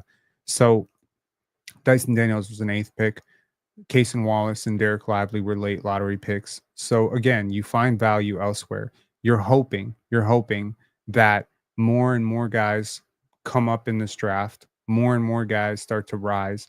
Right now, we're seeing a lot of talk about top 5 for Kasparis Yakichonis.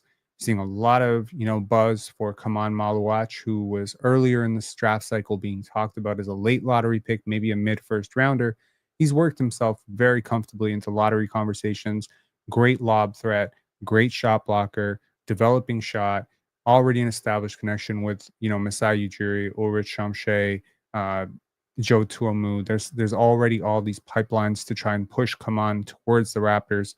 So, I'm not too worried. I think no matter what happens, the Raptors are going to get a very, very good young piece. And the minute the Raptors, I'm going to say this pretty comfortably. If the Raptors pick top 6, top 7 in this draft, they're getting their second best asset guaranteed. Whoever it is, it's going to be the number 2 asset on the team.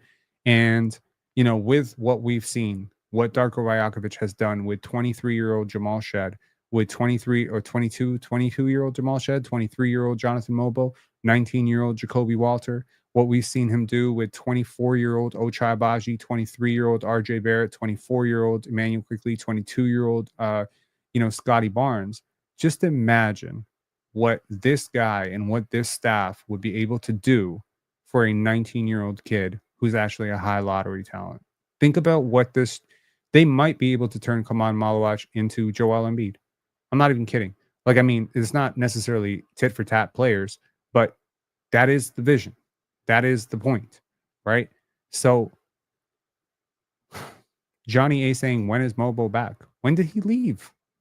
He didn't leave. He's been available. He's been playing in the 905, man. He's been playing pretty well too. And Jamison Battle. We didn't even talk about Jamison Battle. Jamison Battle been lighting it up in the G League. He's been great. Jamison Battle's been awesome. The Raptors have a lot of young talent to grow with and potentially trade. The trade deadline is going to be very interesting. Very interesting. I think Bruce Brown and Chris Boucher, clearly the Raptors' 2 guys that they're dangling.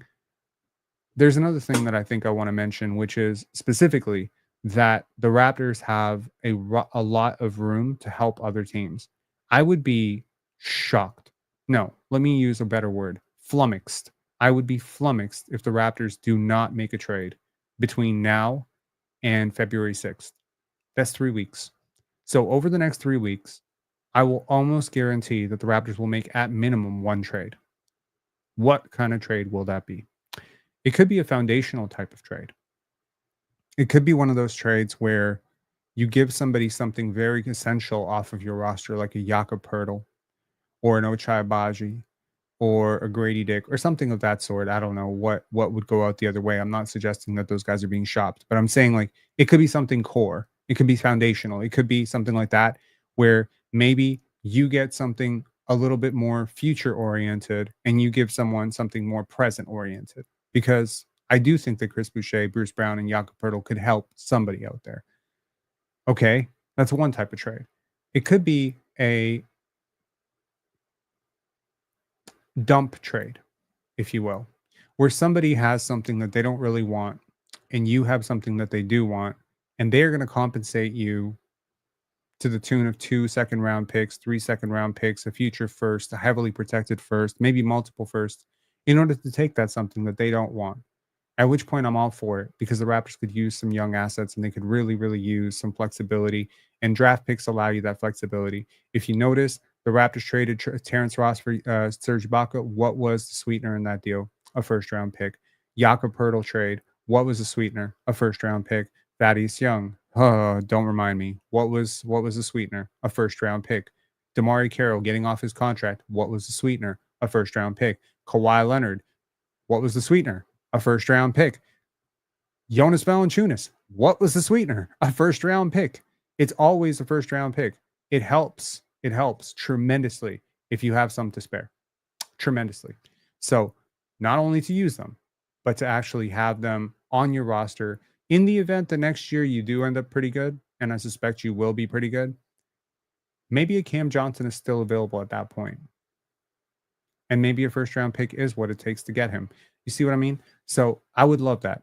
The last type of trade that the Raptors could pull off is something that I would consider connective, where they become the third team to make salaries match, and in the process end up being flipped a second-round pick or something.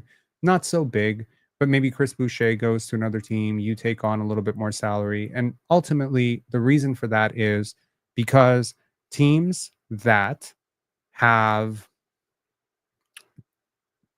luxury tax and apron restrictions are very, very bad bedfellows with each other. They don't make good trade partners because ultimately, as I mentioned before, the apron restrictions bar you from, and I was trying to explain it in the last episode or 2 episodes ago, and I think I just got carried away. So let me say 2 very important things about apron restrictions. One is that you cannot aggregate salaries. The other one is you cannot take back more money than you're giving out, which means that if you want to trade a Yusuf Nurkic, you're shit out of luck. You have to take back somebody who makes less money than Yusuf Nurkic. And I don't need to tell you that a lot of these apron teams don't have a lot of draft capital. So it's not like the Lakers or the Phoenix Suns or any team, frankly, of this ilk has a tremendous amount of draft flexibility going forward. They don't. They are impulsive, compulsive, gambling organizations that obviously went all in way too soon. Teams like the New York Knicks do have a little bit of wiggle room with the draft capital. They gave up a lot of it to get Mikal Bridges. What a decision. To think the Phoenix Suns gave up 4 first-round picks to get Bradley Beal. Insanity. And they also gave up 6 second-round picks in the process. So that flexibility is what you actually need right now to get rid of Bradley Beal. That's the irony. So the Raptors could become a facilitator, basically. They could become a facilitator for a roster move. If you recall the trade that brought us Jamal Shed, the guy who is balling out for us right now, the guy who has given me all sorts of Kyle Lowry vibes, that guy was a toss-in. That second-round pick that we are so excited about this year, the Portland pick, was a toss-in. It was a toss-in. Why? Because the Sacramento Kings desperately wanted DeMar DeRozan, and the Raptors were basically used to help facilitate that to get rid of Sasha Vezenkov's contract. So this is the type of thing that I think could be the third type of deal. I would be shocked out of my mind if the Raptors don't make any of those types of deals. I wouldn't be surprised if they made all of them. So this could be a very different roster. Once you do create some roster turnover, please believe me, players are human. Over the next couple of weeks, there's going to be a lot of rumors. There's going to be a lot of guys playing a little bit tight, maybe a little bit pressed. Obviously, the reality of the record is going to set in. I'm sure at some point the Raptors will stop playing for pride and tear it down and play G League rosters and 10-day guys. But until that point, maybe enjoy a very satisfying win, right? You beat a team. They're not a great team. They weren't very healthy. So you beat a team that you're supposed to beat, and you gave your fans something to something to celebrate. You played really hard. Scottie had a commanding game. Chris Boucher had a good game. Let's be happy about it tonight. Good stuff. And let's bring on our first caller, and will probably be our last caller, Daryl. How you doing, Daryl? Hey, how's it going? Can you hear me? Yes, I can. How are you? All right. I'm good. It's good to get one of these wins every so often. These players on the Raptors are humans too. And just like every man in a marriage knows, it's good to occasionally get a win, just, to keep the ego up a little bit. It's so funny that people have that mentality. I've never had that mentality. I used to hear my ex-girlfriend's dad, he used to always say, happy wife, happy life. He used to just repeat that all the time. And I'm like, who are you trying to convince, me or yourself? Like, I don't buy into that personally. Like, that might not be a very feminist message for me to share on a podcast, but I genuinely believe, like, yeah, I don't believe in that. I win most of my arguments. I'm just going historically. I have a very good record. It's like Bill Goldberg. Sparkling saying I cook my girlfriend all the time. That's right, man. You beat the shit. No, I'm just kidding. Don't beat women. but you beat the shit out of her in fights. That's great. Yeah. No, that was tongue in cheek. Thankfully, I'm in a marriage that doesn't require winning and losing. Flex. That's a great flex. That's a great flex. Yeah. No, I lucked myself into that. Let me tell you. Yeah, nice. Good. That's why I'm still here in Taiwan 19 years later. Nice. Yeah. Yeah. So what'd you think of the game? Yeah. Well, everybody's talking about Chris Boucher, and rightly so. Reading the comments and just, message boards online and stuff, it's bringing out all the people that are saying, see, this is why we need to keep Chris. But I have a different take on that. I think that his stretch of the last few games is potentially the best case scenario or the worst case scenario for the Raptors. And it depends on the front office, what they do with this. If they see this as him raising his trade value so that there are actually some teams out there that might want him, when Masai says, hey, how about Chris Boucher? We don't want that to be the thing that, tanks the whole trade. We want the other team to be like, oh yeah, we like him. So this is good for that. But, on the other side of that coin, a lot of people are saying, keep him now. He's playing great. And it's like, this is why casinos are still in business, is because people forget about the sample and they are all about, what have you done for me lately? And they're saying, well, why would you trade him? He's playing great now. But they forget that we know who he is because we've seen him for 7 years on the Raptors, is it? And so it's like, he has stretches, hot stretches. We know this. And the reason why he played, okay, so like chicken or egg argument here. Does he play this way, like today, because he usually doesn't and he's trying really, really hard to like show that he can? Or does he play like crap because sometimes he plays like this and he thinks he can always sustain it? I think there's at least a case to be made that he's actually developing. It's difficult to sell that to anybody because he's 32, but there might just be, listen, like, I don't think most coaches have looked at Chris Boucher and said, let me develop this guy into a perfect role player, because he has all these physical tools that frankly boggle the mind. He can outrun any big. He hustles like a crazy motherfucker. He is actually pretty switchable, not always the most disciplined on those switches. He has a pretty good shot. He is damn athletic. So in theory, why is Wemby able to succeed? Why are skinny guys able to succeed in the league and he's not able to succeed? He should have a lot of advantages defensively and offensively. I'm not saying he's Jonathan Isaac, certainly not. But I'm saying he should be better than Goga Batiste, and he hasn't been. Batase, my bad. So maybe Darko, he spoke on it in the presser. He said he's been putting in work, that he's settling into a role.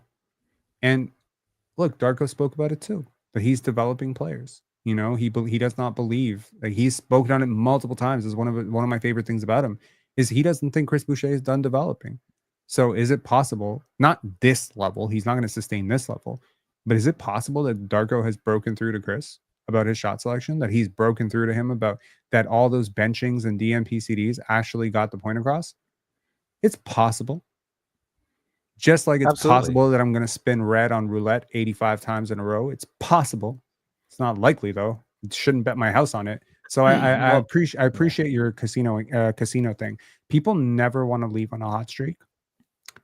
People never want to leave on a cold streak. That's something that I've noticed about casinos. And I once had a really lengthy conversation with someone who used to, I don't want to say manage a casino, but he used to run security at a casino. And he would say, people never leave on a cold streak and people never leave on a hot streak. People leave when they're broke. You know what I mean? They leave after they max out their credit cards and after the drinks wear off. And when their wife is calling them saying, come home, or I'm going to give you a divorce. They leave when they crap out. And that's why casinos win.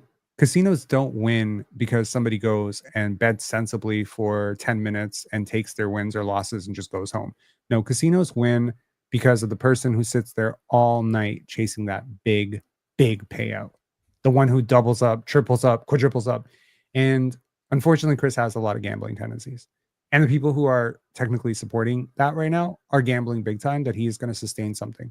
Right now, he's helping you win big time. His box plus minus has been insane. The last 4 games, he's basically carrying units by himself. You don't win tonight without him. Impossible. If anyone had played in his place tonight, you lose this game. He's costing you lottery balls. That's one way to look at it. That's exactly right. And then on the flip side, people are saying, well, Kelly Olynyk, get rid of him, dump him. I mean, we can't. I think Kelly Olynyk is absolutely perfectly situated right now. And I think that the Raptors need to start him at center. I think the Raptors need to play him 40 minutes a game. Bro, if you wanted to construct the perfect tank lineup, what would it look like? It would have Kelly at center. Let me tell you that. Where would Bruce Brown be in this tank? Oh, actually, Bruce Brown at center might be even better, but Bruce Brown he might be marginally better than Kelly at center. Actually, I'm not mad at Bruce. I'm not mad at Bruce these last couple of days. I mean he's had some moments of staring into the sky and rolling my eyes, but no, I'm not mad at him. He's been okay. I mean, I'd like to see him move on, but if I wanted to construct the perfect lineup to tank, here's a lineup that could functionally not exist on a basketball court and sustain minutes. Okay. Davion Mitchell. Yep. That was my first at point guard, 100%. Kelly Olynyk at center. Yeah. Grady Dick at power forward. Yes. Bruce Brown at small forward. I got to pick my shooting guard very carefully here. Jonte Porter at shooting guard. Jonte Porter.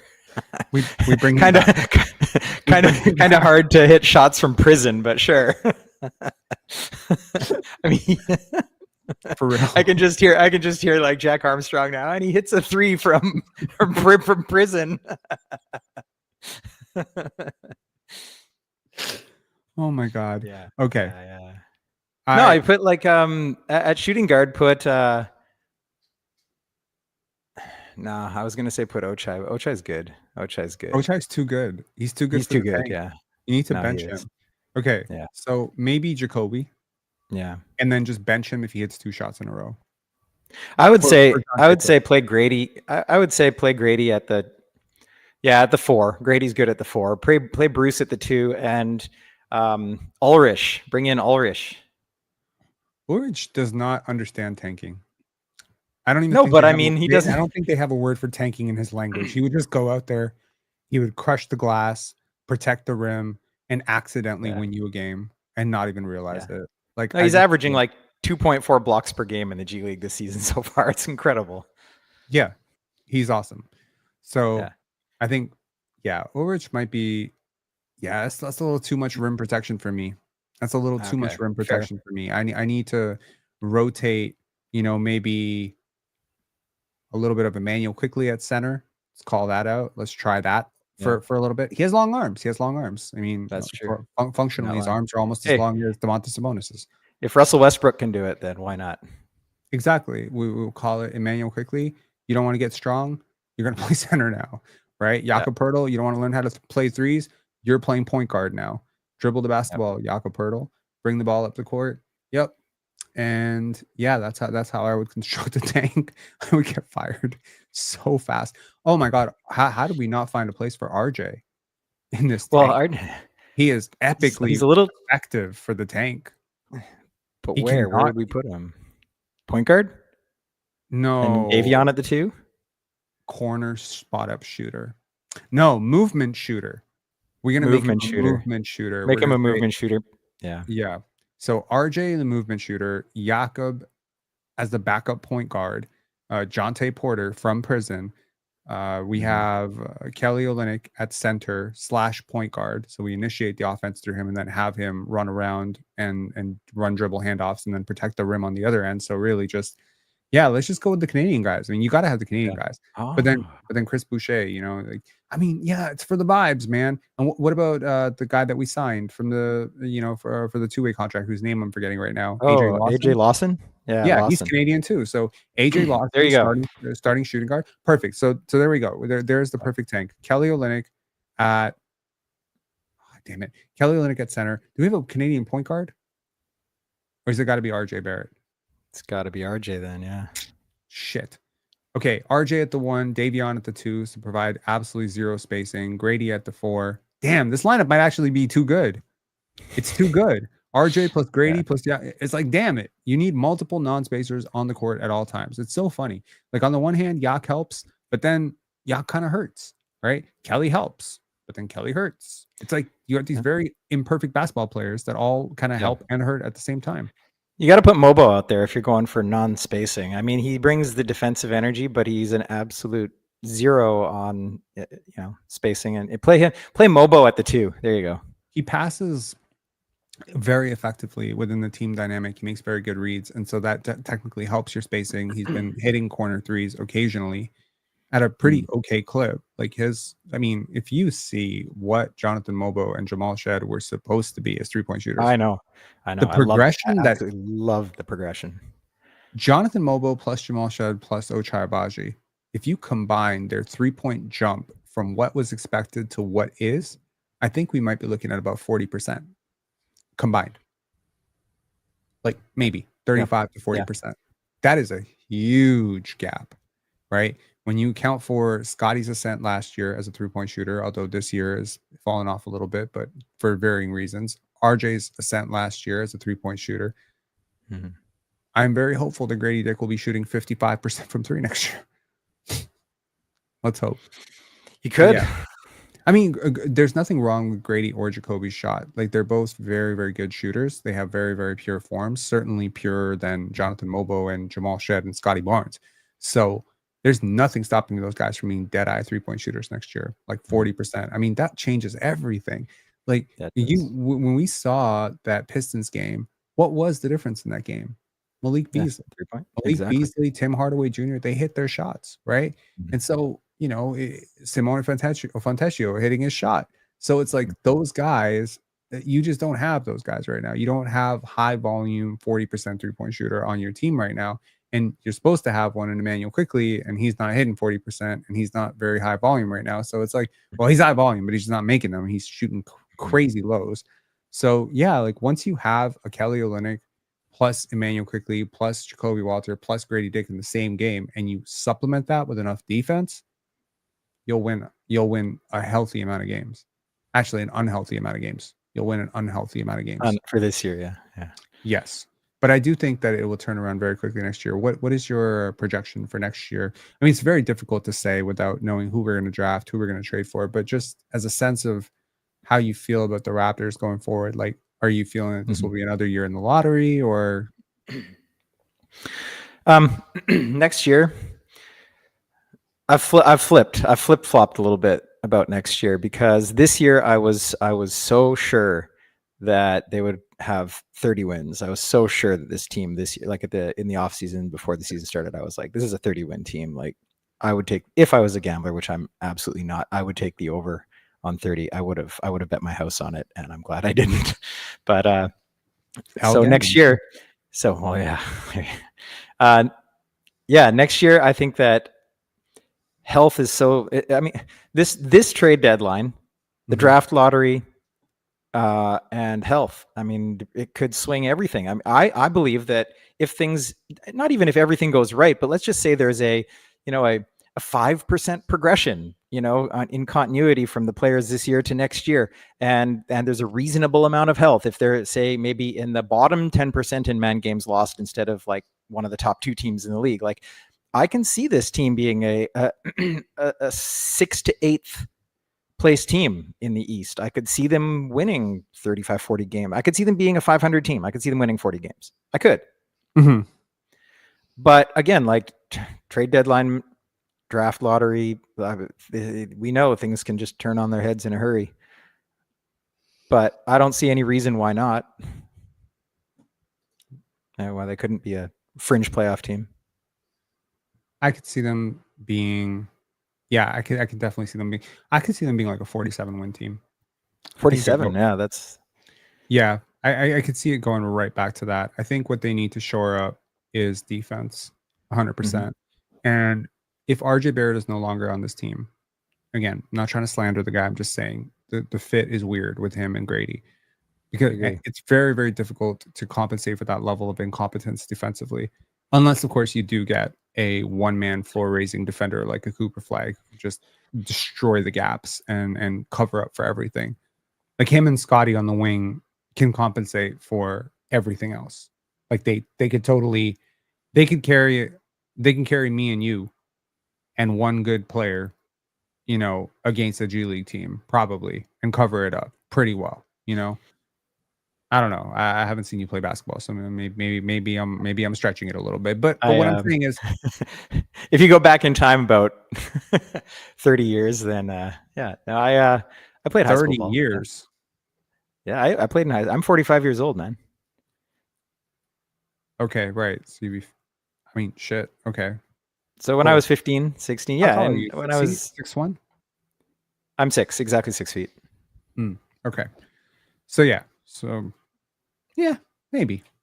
No. Maybe. I was the Jonathan Mobo of my team when I played. I was the passer and the defender, the kind of the connective guy.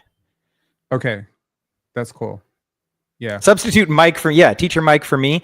I've seen clips of him playing ball recently. He can still hit a shot. He can still hit a shot? Yeah, he can. Nice. Respect, man. That's cool. If I was a slightly more industrious, slightly more organized person, I would definitely organize some sort of pickup league for Pensare Basketball viewers and consumers. That would be really cool to hoop together. That would be really, really dope. But yeah, I suspect a lot of people in our community can hoop. I don't know why I feel that way, but it's just like I've met some people.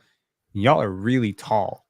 Like I've met a lot of community members, and it seems like all our community members, like a lot of them are athletes. Like a lot of them, you could really tell. Like I met 3 dudes last year at Penn Dance. One of them was 6'5", so I'm like, all right. One of them was 6'8". One of them was 6'3", 6'4". They all look like they used to be athletes. So yeah.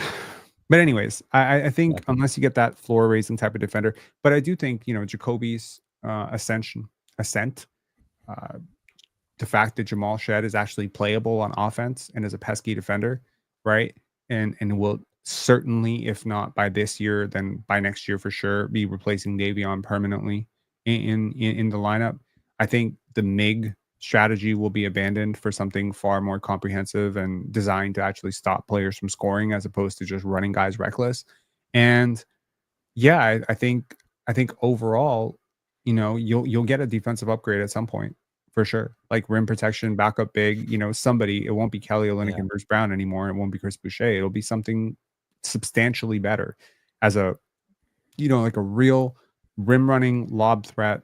It's not that hard to find these guys. It just so happens that this player type just eludes the Raptors. If they really wanted to this year, they could have drafted Yves Missi and they would have had it. It's right there. There's 2 or 3 Yves Missis in next year's draft. So yeah, like you might even find that player type. I don't know if we go with a guard in the lottery pick, you might even find that player type literally at the end of the at the beginning of the second round, right? I mean, Toumani Camara was a 50th pick. Exactly. That dude would be your starting small forward right now. I mean, absolutely. He's certainly got as much, I don't want to say as much potential as Grady Dick, but he's making more of an impact on winning right now than Grady Dick. So you look at Peyton Watson. I mean, shit. I wanted Peyton Watson so badly the year we traded away, if you remember, that first round pick for Thaddeus Young. Peyton Watson locked up yesterday. Locked up for the Denver Nuggets. Man, he's been good. Yeah, this year he's been so good. So, yeah, but again, there are a couple of Peyton Watsons in every draft. There are Toumani Kamaras all over the draft. The Raptors already have an affection or affinity for these types of players. So, certainly wouldn't surprise me if they start stacking up those types of players. And also, like, just being so young, I feel like we are so young. I mean, in terms of NBA experience, we are one of the youngest teams, period. We're such a young team. And some of the guys who do have that experience don't play a lot. So I would love to see a metric on average number of minutes played for guys in their first 4 years. I suspect we're like really up there with like the Wizards and the Hornets for like the youngest teams in the league. We may not be super young in the sense that a lot of our rookies are older because they were second round guys, but in terms of NBA reps, NBA experience, even Chris Boucher, who people will count as an older player, how many minutes of NBA experience does this dude have? Like, if we really log in like the number of minutes total combined for the Raptors, it's got to be up there as like one of the least in the entire league. Yeah. Oh, for sure. Yeah, the youngest 32-year-old in the NBA for sure. You know, thing about Chris, I used to champion Chris a lot because I saw that in years past the Raptors did not have good shooting, and he was a guy that would clean up the garbage really, really well. He was the only guy on the team that was really like a garbage cleaner. He would crash the offensive board. He would put back these ridiculous circus shots and, you know, around the rim.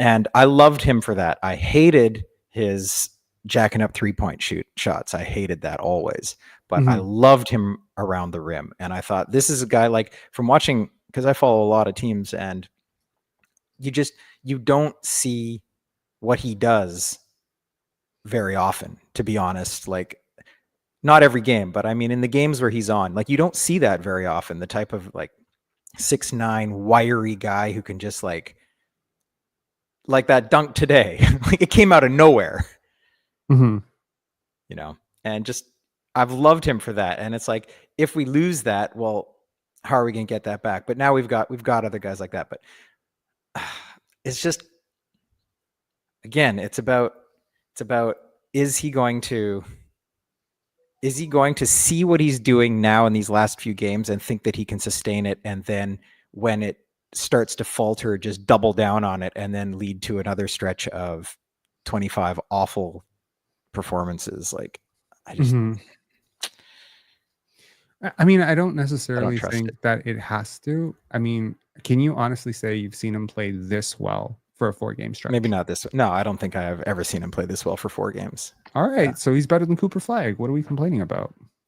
Yeah.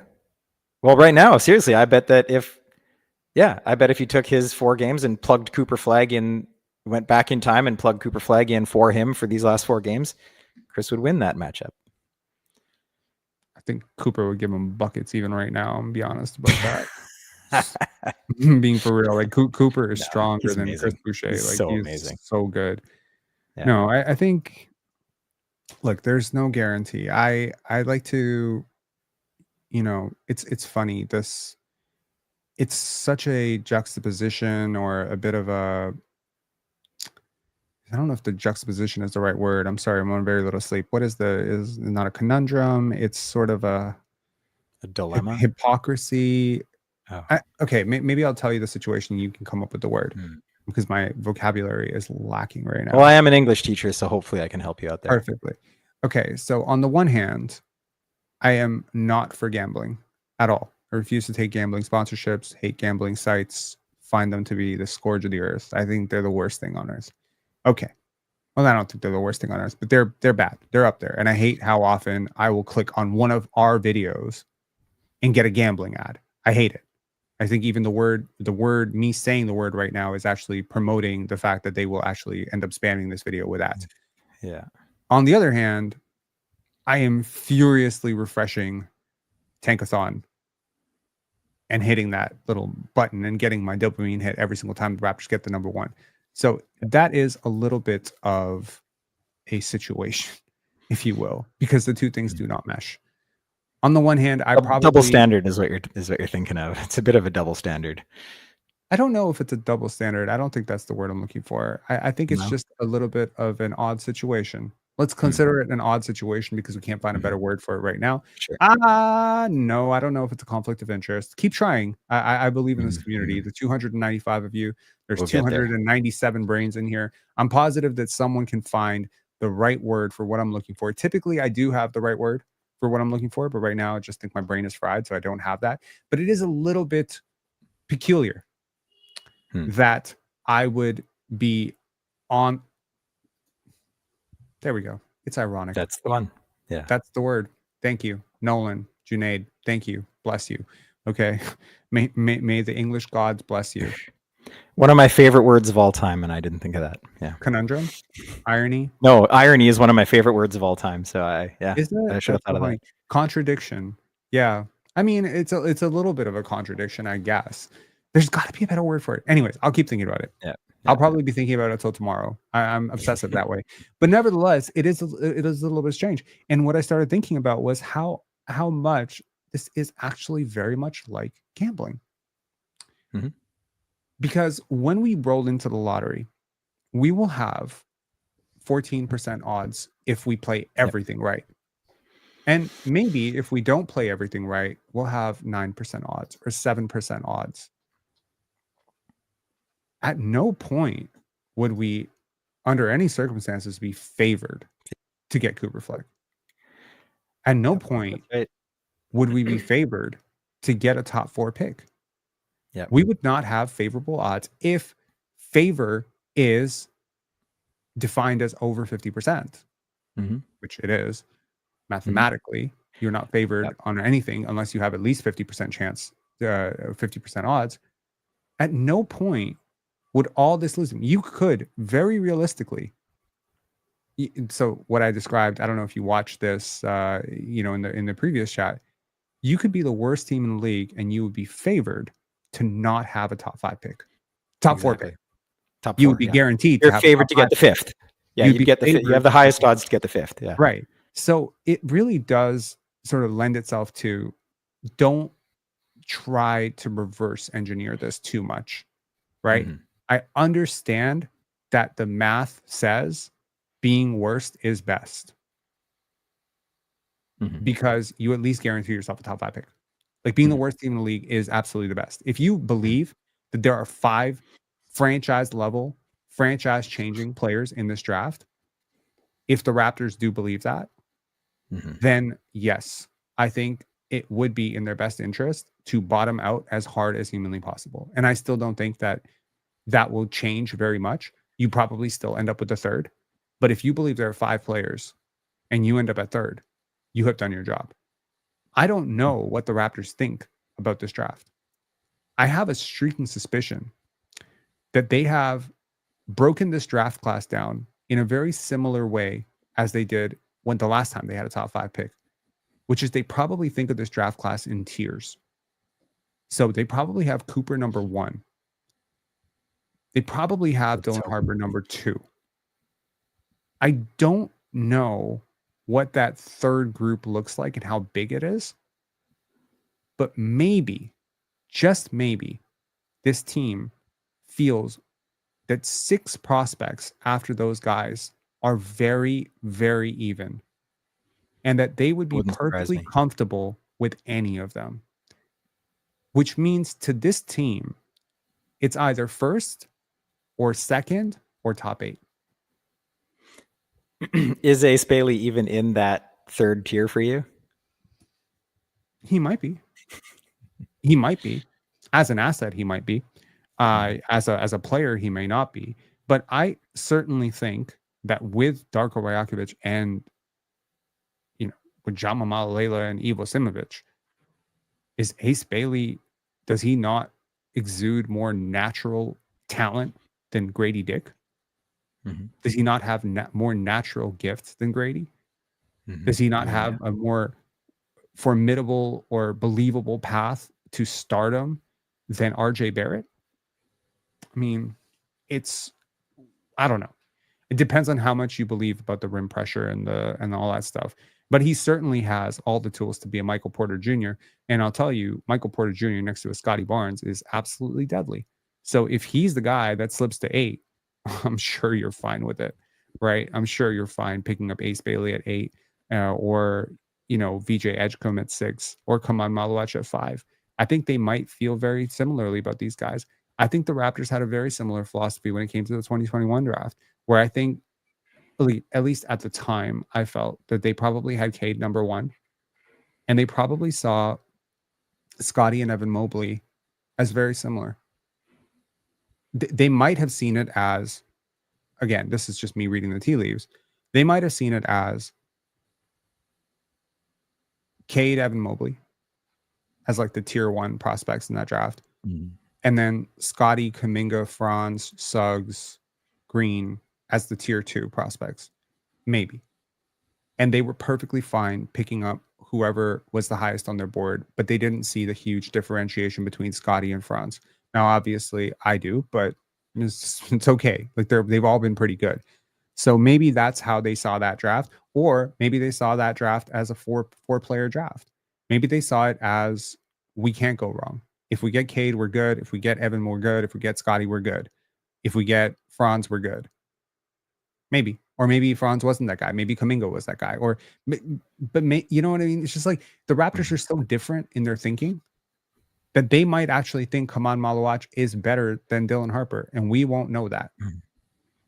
Well, exactly. And I think that you hit the nail on the head with like the draft lottery to gambling comparison, because people are going to be mad if we drop to 5th or even 4th. Like if we finish with the worst or second worst record and we drop down to 4th or 5th, like people are going to be mad. And that's unfortunate because we're getting like a top 5 pick in a deep draft. Why are you mad at that? That's incredible. But they're going to think that because of our record, we deserved higher. And I hate that kind of thinking. That is that's casino thinking right there. It's like, well, I've lost 3 straight. Like I'm due. But that's not really how it works.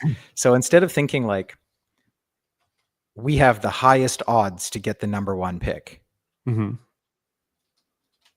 I would prefer people thinking we're probably not going to get the number 1 pick, because that's the truth. The truth is we're probably not going to get the number 1 pick. The truth is, even if we finish literally, dead that last, is true. That is literally true. Yes. And yet people might know it in their heads, but their hearts won't believe it. And so when it actually comes to the draft lottery night and the balls come out and we don't get the number 1 pick, they're going to be like, oh. And to me, that's kind of like logically, that's ridiculous. Like my brain, when I actually stop and think about the actual reality of it, it's ridiculous. It's ridiculous. We're getting a great asset. We're getting something that we were favored to get by the odds. So it's like, it's the same thing. It's called a lottery for a reason. I mean, there's definite similarities there. And I hate that people will get that, like, they'll be so nervous about it. And like, it's like something important is riding on this to them personally, but it's not. It's not.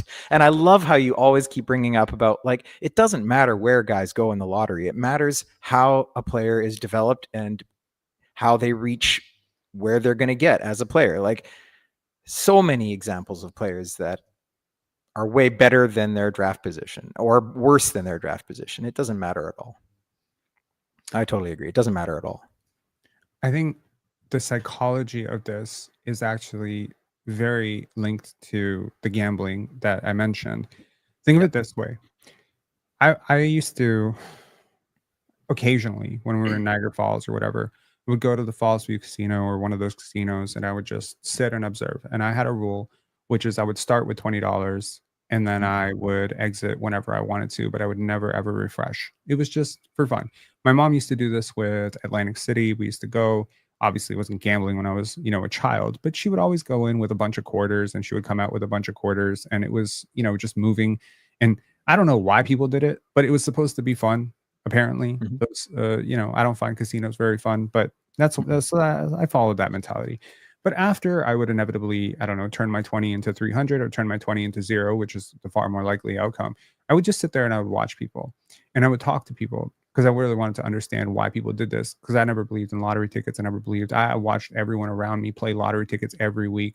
And it's so amazing to me how they would forget all the money they lost, but how much they would remember the money they won. Like, to the point where if they won $10, even if it cost them $35 to win that $10, they were perfectly happy with it because they won something. I think people have such a bias towards winning and such a blind spot towards losing. And I think casinos and gambling companies prey on this.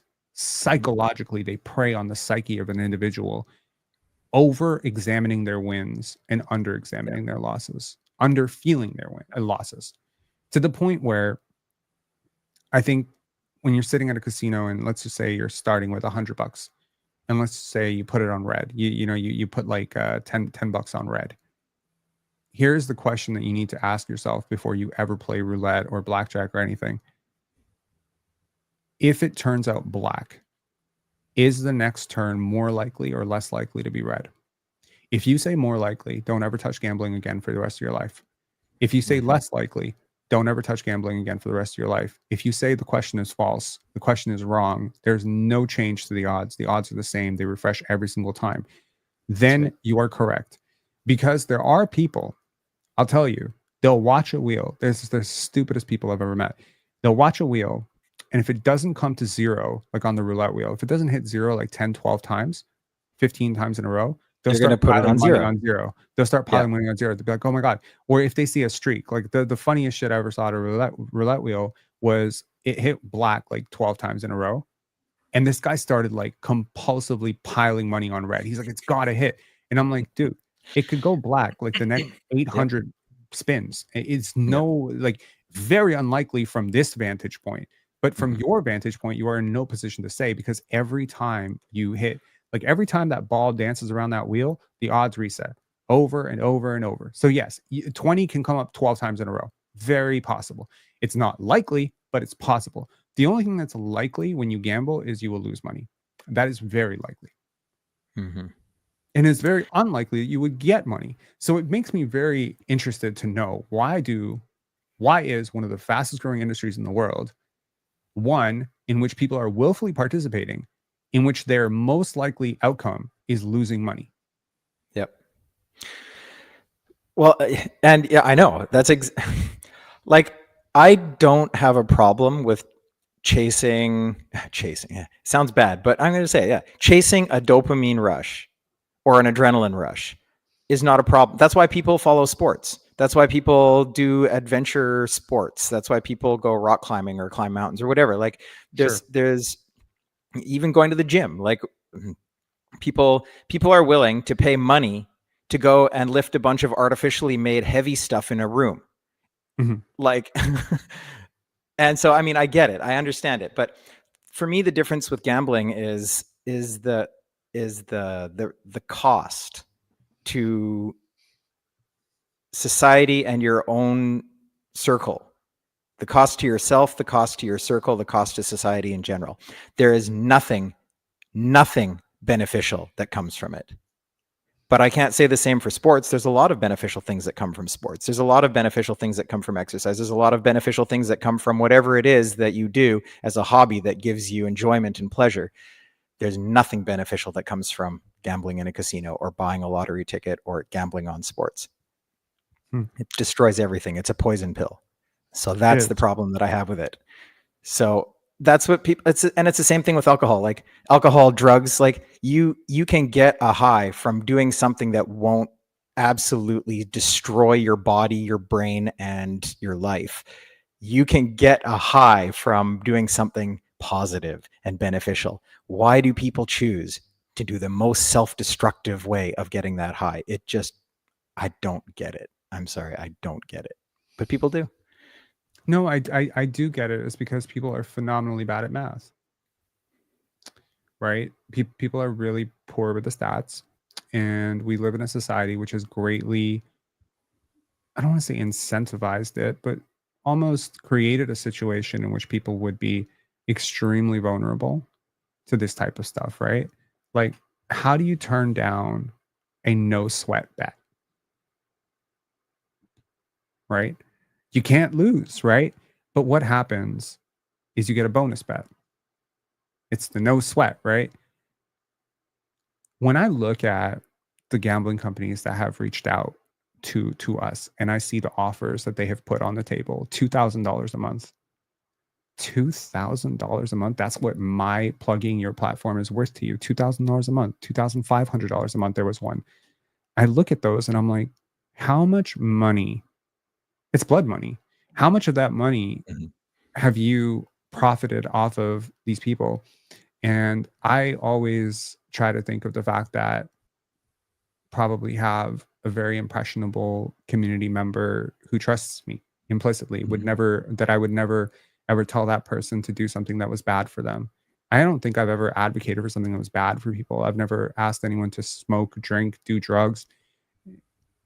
I've never advocated for someone to be, violent or anything. I don't think of myself as a role model at all, but I do believe that, it's extremely important that content creators have a conscience and that people understand, like how often have I seen a person who listens to these sports podcasts like the Ringer Sports Network or whatever, and they're just sitting there, and then suddenly they bring up the betting thing. And suddenly you have a like, oh, right, I have a betting app. I should do that. It's like a constant push towards that thing. Every sports company is basically an advocation for all sports betting companies. Yeah.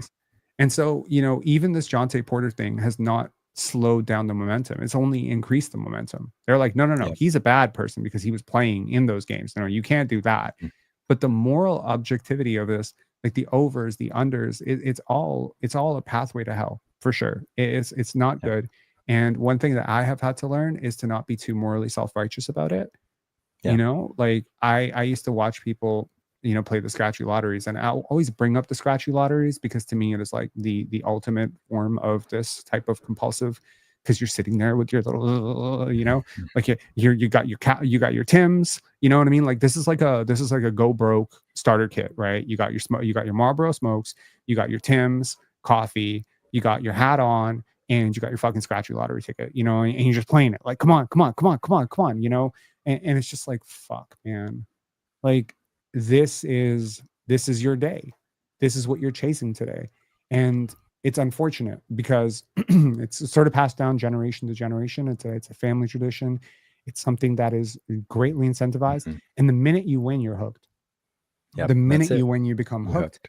And it's like you get the dopamine hit and you don't even know why you're doing it. And then, you might, so sad. Like I don't know most people that I know, that at least to my knowledge, they don't do it. But one person that I knew through the grapevine, and this was like 10 years ago, and he was doing stuff at Woodbines. This wasn't like sports betting. I think it was like horses. I'm not sure what goes on at Woodbine. He had to tell his wife that he lost $18,000 of their joint account money. He's lucky she didn't divorce his ass. Sure. But the worst part about it is when I heard him talking to me about it, because he asked me like, how do you think I should address this with her, and how do you think I should tell her? And I was like, first of all, tell her. How you do it is secondary. Tell her, because she deserves to know it was her money too. And number two is like listening to him explain how it happened to him, how it happened, not to him because he did it to himself, but how it happened. He was like, I thought it was less. It felt less in the moment. Like I felt, I don't know how it came over me. It just kind of like, I lost a couple and I was trying to get back and I was trying to get even. And I was like, that's it. I mean, even with Prize Picks sponsors our panel now, right? So I'm on there, and the only moral objection I have to that is like, the only moral high ground that I have on that is Prize Picks not available in Ontario. So I'm like, okay, my core audience is not going to be seduced into downloading this app. But one of the things that I noticed when we were doing that was how we went on playback afterwards, and Mars had a parlay with the with the bet, and he was just like constantly just watching it, like, LeBron, come on, turn the ball over, and I was just like, oh my god, he's not even a bettor. This just happened to him like that. That's it. And listening to some of these disastrous comments on Scottie, like, oh my God, this bum cost me this bum cost me my house. And that's it. I hate to say it, but sometimes I secretly, it doesn't make me a very good person to say this, but sometimes I'm just like, good. Yeah. That feels like the ugliness. I don't want to have any negativity towards people, but when people are literally berating a human being for not making the money, as if you had any right to earn money off of their back in the first place, right? the idea that someone would bet $1,000 on Scottie Barnes to go over 20, and then when he doesn't go over 20, instead of being mad at themselves, they made a stupid decision, they be mad at him, actually makes me kind of hate these people. That's what I think I'm trying to get away from, because hate is not good. So I'm trying to just get away from that and be like, okay, I understand it's an illness, it's a sickness. I don't hate people who drink. I don't hate people who smoke. I've smoked myself. I've drank myself. I don't hate people, for having vices. I try to accept that people have those and, try to move on with it. But yeah. Yeah. Terrence Popovich saying, how much did Steph Curry cost people tonight? Those people cost themselves. I think that's really important. Derek K saying, cost me $450. Yikes. Okay. Well, maybe don't sports gamble. I don't know. Anyways, we lost Daryl for a second. We got Daryl back. Yeah. Daryl, yeah. My computer just completely died suddenly. So, No but yeah, worries. I think I think it's a reasonable time to go because I hear kids playing basketball behind me, so it's going to be loud. Nice. Okay. Well, thanks a lot for calling in. Really nice conversation. Nice to converse with you as always. And As always. Yeah. As always, yeah, it's always a pleasant conversation. Never results in me calling you a bitch 4 times and telling you Scotty's better than Cade. So I mean, but I gotta say, I gotta say though, it is my guilty pleasure. I take glee when your conversations do devolve, and I'm sorry if that causes you stress, but it brings a very guilty joy to my heart when I see this conflict in others. But why? I don't know. I know it's awful, but it's like I get the imaginary popcorn, like that Michael Jackson popcorn meme. That is me literally when I see people in real life devolving into chaos. I grab the imaginary popcorn and I just oh yes. I don't know. It's bad. I totally get it. Jerry Springer was very, very popular for a very long time because There's a reason. Do you know what it is? I think misery loves company, and a lot of people who have any conflict, watching somebody else devolve into a level of conflict that you yourself would never get into, oddly makes you feel like better. Is that possible? It might be somewhat therapeutic, it could be, but for me in my life, I don't have real life conflict very often. I mean, it's so because I teach 4-year-olds, and it's so easy for me to put them in their place and manipulate them. There's no real conflict there. So, and I can't. In my life, I cannot get into any conflict. It would be bad for literally everything. So when I see it in others, it's like it's sharpening like a pencil sharpening in my mind, where I'm like, I would say this if I were in this situation, or he said that. How would I respond to that? And so it's like kind of mental gymnastics. It's like I live vicariously through you or through the person that's arguing with you, usually on your side though, because for some reason, the way that I think about things often aligns with you, and it has for years. And it's, I don't know, just something that I guess why I'm still here after so many years of crash outs and crash outs, yeah. No, they keep the occasional crash out because they can become legendary, and they're fun to look back on years later. Don't do it every day, but the occasional one. Yeah, I'm not really controlling it. If it's ever happened, it's purely spontaneous. I've never, my girlfriend, because I complained about this heavily. The minute I was done that podcast, I was like, oh no, you won't believe what happened, and she was like, why? What happened? And I was like, I was sleep deprived, and I was just a little bit usually I need a little bit of patience. There's that first impulse that kind of comes up in your head, and you're like, avoid that, dodge, see what the person's doing. That guy came on right away, and he was like, I'm not even trying to troll you. And the minute he said that, I was like, oh, he's about to troll me, isn't he? He's about to bait me into this, and I'm going to fall for it. And I hate myself for it, but let's go. Okay. You know what I mean? And I think I exposed the weakness.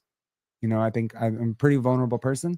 I'm very honest about those things. It's pretty obvious that if I've explained several times what makes me upset, that I'm not only communicating to the people who don't want to see me upset, but also to the people who do want to see me upset. So I'm not stupid enough to not realize what happened and how I fell for it. However, at the same time, I really wanted to put that dude in his place. You know what I mean? I don't want to see you get upset, man. But yeah, I do want to see you put the dude in his place. So I guess that's where I draw the line. As long as you're not upset by it. I think there has to be like there has to be a less hood way for me to do it. Like instead of puffing my chest, like, I mean, I swear to God, like my response to this shit when I was 13 was straight up just to challenge the person to a fight, like a fist fight. I feel like I've come a long way since 13. However, when you learn to deal with conflict by screaming and yelling because your parents and every single person around you kind of dealt with conflicts that way, it becomes really hard to try to deal with conflicts with wit. However, I am clearly smart enough to do that. Right. So I could have just trapped him into an argument and sort of made him look stupid and sort of spin on himself, which is what people have tried to do with me several times. And it's worked phenomenally because when one person gets really agitated, they lose their critical thinking and they become very easy to trip up. So now I'm just like, my girlfriend was like, right before I started, she's like, you're a good, calm person.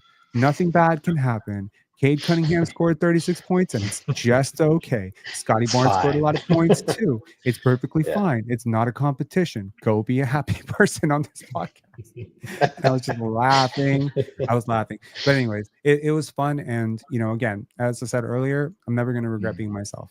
You know, if it's from the heart, if it's from the cuff, it is what it is. And I realized reading Reddit and, you know, sometimes even meeting some Raptor fans that this podcast could have had a lot more listeners if I wasn't so polarizing. But I don't necessarily even think that was the goal. I think the goal was people like you. I think the goal was to find that audience. I think the goal was to find that audience that you grow with, that rocks with you at 4 a.m., 3 a.m., 2 a.m., that this is just more than basketball at this point. I don't see another basketball. First of all, I was like thinking about the uniqueness of this podcast. There is not another call-in show in Toronto that I know of covering the Raptors. If there is, please let me know which one that is.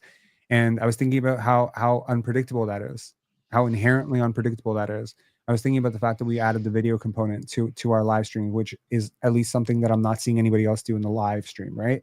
And then I'm also thinking about just how there's more to basketball. There's more than basketball here. We've talked about sports gambling. We've talked about life. We've talked about everything. We've talked about so many things. So yeah, I think it is its own thing. And it's not for everybody. And as Ox said, I'm not here for everybody. I love that quote. And I know that's a great. Yeah. It is great. Anyways, man, I feel like I'm keeping you at this point, but very nice to talk to you. No. Yeah, absolutely. And just as my favorite sign on the casino wall says, losing doesn't make you a loser. Giving up does. So keep going. Okay. Gotcha. All right. Take care. Peace. Bye-bye. Yeah. All right. Much needed conversation. Thank you so much to Daryl for calling in as always. And I'm going to catch you all later. Good win tonight. Obviously, you can tell I'm not a good liar. I really don't care about wins and losses at this point. I didn't care about the losses. I'm not going to care about the wins too much. But it was nice to see the Raptors get one. Again, from an empathetic standpoint, you do want these guys to be able to get one, right? So Teacher Mike saying, motivating Rob with the casino is next level. Yeah, it was. Anyways, okay. I want to say a big thank you to Asian Ball 14 for the super chats and trying to create a peaceful bridge to all this Cade Cunningham and Scottie Barnes discourse. Andrew saying, what do you think Boucher's value looks like? A second? Couple seconds and a contract that's 2 years long. I wonder if Gabe Vincent plus 2 seconds gets it done. The Raptors don't necessarily need a backup point guard, so they would probably waive, or they would probably jettison or trade Gabe Vincent for something else. But I would love to see Masai Ujiri go into his trade or Danny bag and just, you know, do a 1, 2, 3, you know, type of deal where you'd have one player coming in and then push that player off to another team, take another player, send that player off. I don't know. I really love, maybe I've been spoiled by how much we cooked that Kings deal, because that Kings deal is just like, I mean, it really should go in the Hall of Fame, right? I mean, we haven't even gotten the most valuable asset in that deal, which is the Portland second round pick. And I mean, no disrespect to Jamal Shed. I'm talking just the asset. I mean, I'm not saying the player is going to be better than Jamal Shed. I'm just saying 45th pick in 2024 versus top 40 pick in 2025. The top 40 pick in 2025 is the best asset in that deal. And again, A lot of people don't value second round picks. I am not one of them. I value second round picks a lot, especially because I know who's making those picks. All right. So I'm going to talk to you all later. And James saying Boucher started playing organized basketball late. He's just figuring it out. There is some truth to that for sure. There was more of it earlier. I don't know how much the game was taught to him. Again, being a late bloomer in life is hard. People often almost always assume that because you're in the NBA, you must know all the fundamentals and all the basics. If it is true that no one really bothered to stress the basics to Chris, and we're just too busy using him in this very limited role as a hustle big, and they never really tried to sharpen his decision making, then I think he'll be better off for it. I think the promise that Darko makes to all of his players is that I will make you better. I won't necessarily make you better here. We won't necessarily win, but I will make you the best version of the basketball player you want to be. So tell me what that player is, and I'll get you there. And I think that sort of trust is how he's managed to keep his locker room together despite so many losses, despite so many late game collapses. Because typically when you lose this many games and you start collapsing late and you have these weird, challenges, people start to look over their shoulder and be like, does this guy even know what he's doing? And I've never felt like the Raptors themselves had that energy towards Darko. You never see bad body language when he's talking on the bench. You never see guys rolling their eyes when he's talking to them, when he pulls them aside for the timeout. You never see Grady huffing and puffing. You never see Scottie. They're always locked in. They always care what he has to say. And I think that's because they like him and because they trust him. And I think they trust him because he's not selfish about the development. He's not just developing Chris Boucher for the Toronto Raptors. He's developing him for wherever he plays next year. And he's developing him into the best version of the basketball player that he wants to be. And as much as some people might assume that Chris Boucher doesn't really care about becoming a really great, super high IQ basketball player, that all he cares about is chucking shots and getting rebounds and dunks, find me a person who has achieved the level of success. A 7-year career is not to be taken for granted. Find me a player who's had a 7-year career in the NBA who wasn't drafted, who doesn't care about basketball, who doesn't love basketball. There ain't one, not ever. The only guys that you could even remotely say kind of have a mixed love for the game are usually those like super hyped 17, 18-year-old lottery picks that just came out too soon before people got a chance to really meet them and figure them out, So those are the guys. These undrafted dudes, your Brad Millers, your Fred VanVleets, your Chris Bouchers, those guys, your late second rounders, the ones who grinded for 4 years in college only to climb their way through the second round, go through 2-way contracts. These dudes, you can't not love the game and make it that far.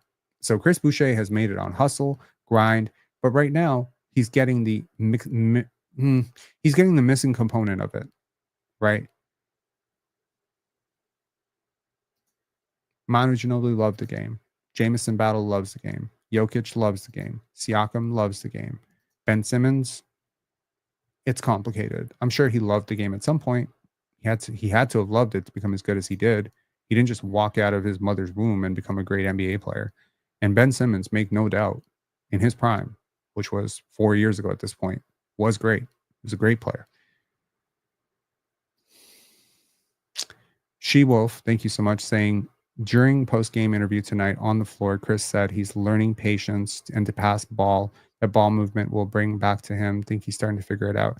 I tend to agree with you. I don't think any of this means that we should keep Chris Boucher necessarily, but I do think that if the question is, could Chris Boucher be part of the future if he isn't moved? I think the answer is closer to yes today than it was yesterday. And it was closer to yes yesterday than it was the day before. It's moving in the right direction is what I'm saying. It's the same thing I can say for Jamal Shedd. It's the same thing I can say for Davion Mitchell, Ochai, Agbaji, Grady Day. All of these guys are moving in the right direction. It's not necessarily moving at the level you want it to move. It's not resulting in wins consistently, but it is moving. And there's only so long that you can go in the right direction before you end up in the right destination. That's a bar. I'll talk to y'all later. Have a great one. Please hit like and subscribe on this video. If you're not subscribed, please subscribe. Also, I'd be remiss if I not mention this. I am super sleepy for a very, very, very, very, very, very, very, very, very, very good reason. And that is because we just finished our final selections for the Pendance Film Festival. We worked so hard on this festival this year. I can't even tell you. The programming decisions, we're talking about whittling down over 1,000 films into 60 slots, 50 slots, and they're really good films. So you're like going back and forth. You're watching films like 6, 7, 8 times. You're like, man, will this connect with an audience? Will that not connect with an audience? And you go crazy. And we finally did it. And I was looking at the program today. We got funny. We got scary. We got thought provoking. We got foreign. We got Canadian. We got action. It's a great lineup of films. I hope y'all will check it out. I hope that y'all will come to Pendance. If you know, you definitely reach out to me if you want some tickets or something. We definitely hook you up. Last year we hooked up a lot of people in this community with a couple of comp tickets. Does Pendance have that Scarborough Morningside movie? No. No, it doesn't. Man, I wish I could go to Pendance once. I'm sure you'll, yeah. Daniel saying, Rob exit these lives like he's leaving the cookout. You keep inching towards the door and always stop. That's true. That's true. It's because once I say, and that's been it, I know only the true OGs will stay for like the true ones, you know, like the real ones are going to watch till the very end, the very bitter end of the, you know, like we went from 380 all the way down to 200, to 280 to 240. But it's like at 240, these are the people that are listening to you talk about your dreams coming true with Pendance. Anyways, Pendance is awesome. February 27th to March 2nd. It's going to be fantastic. We're going to have a lot of filmmakers there. So, you know, last year it proved to be a very culturally enriching experience for a lot of people who hadn't been to film festivals before. So I hope it will be continuing to do the same thing. I think it'll be better this year than it was last year. And I think there will be some very exciting films that I will be sharing with you guys to tell you a little bit about it in the coming weeks. Talk to y'all later. Link is in the description if you want to buy passes or anything like that. Link is in the description. And yeah, peace.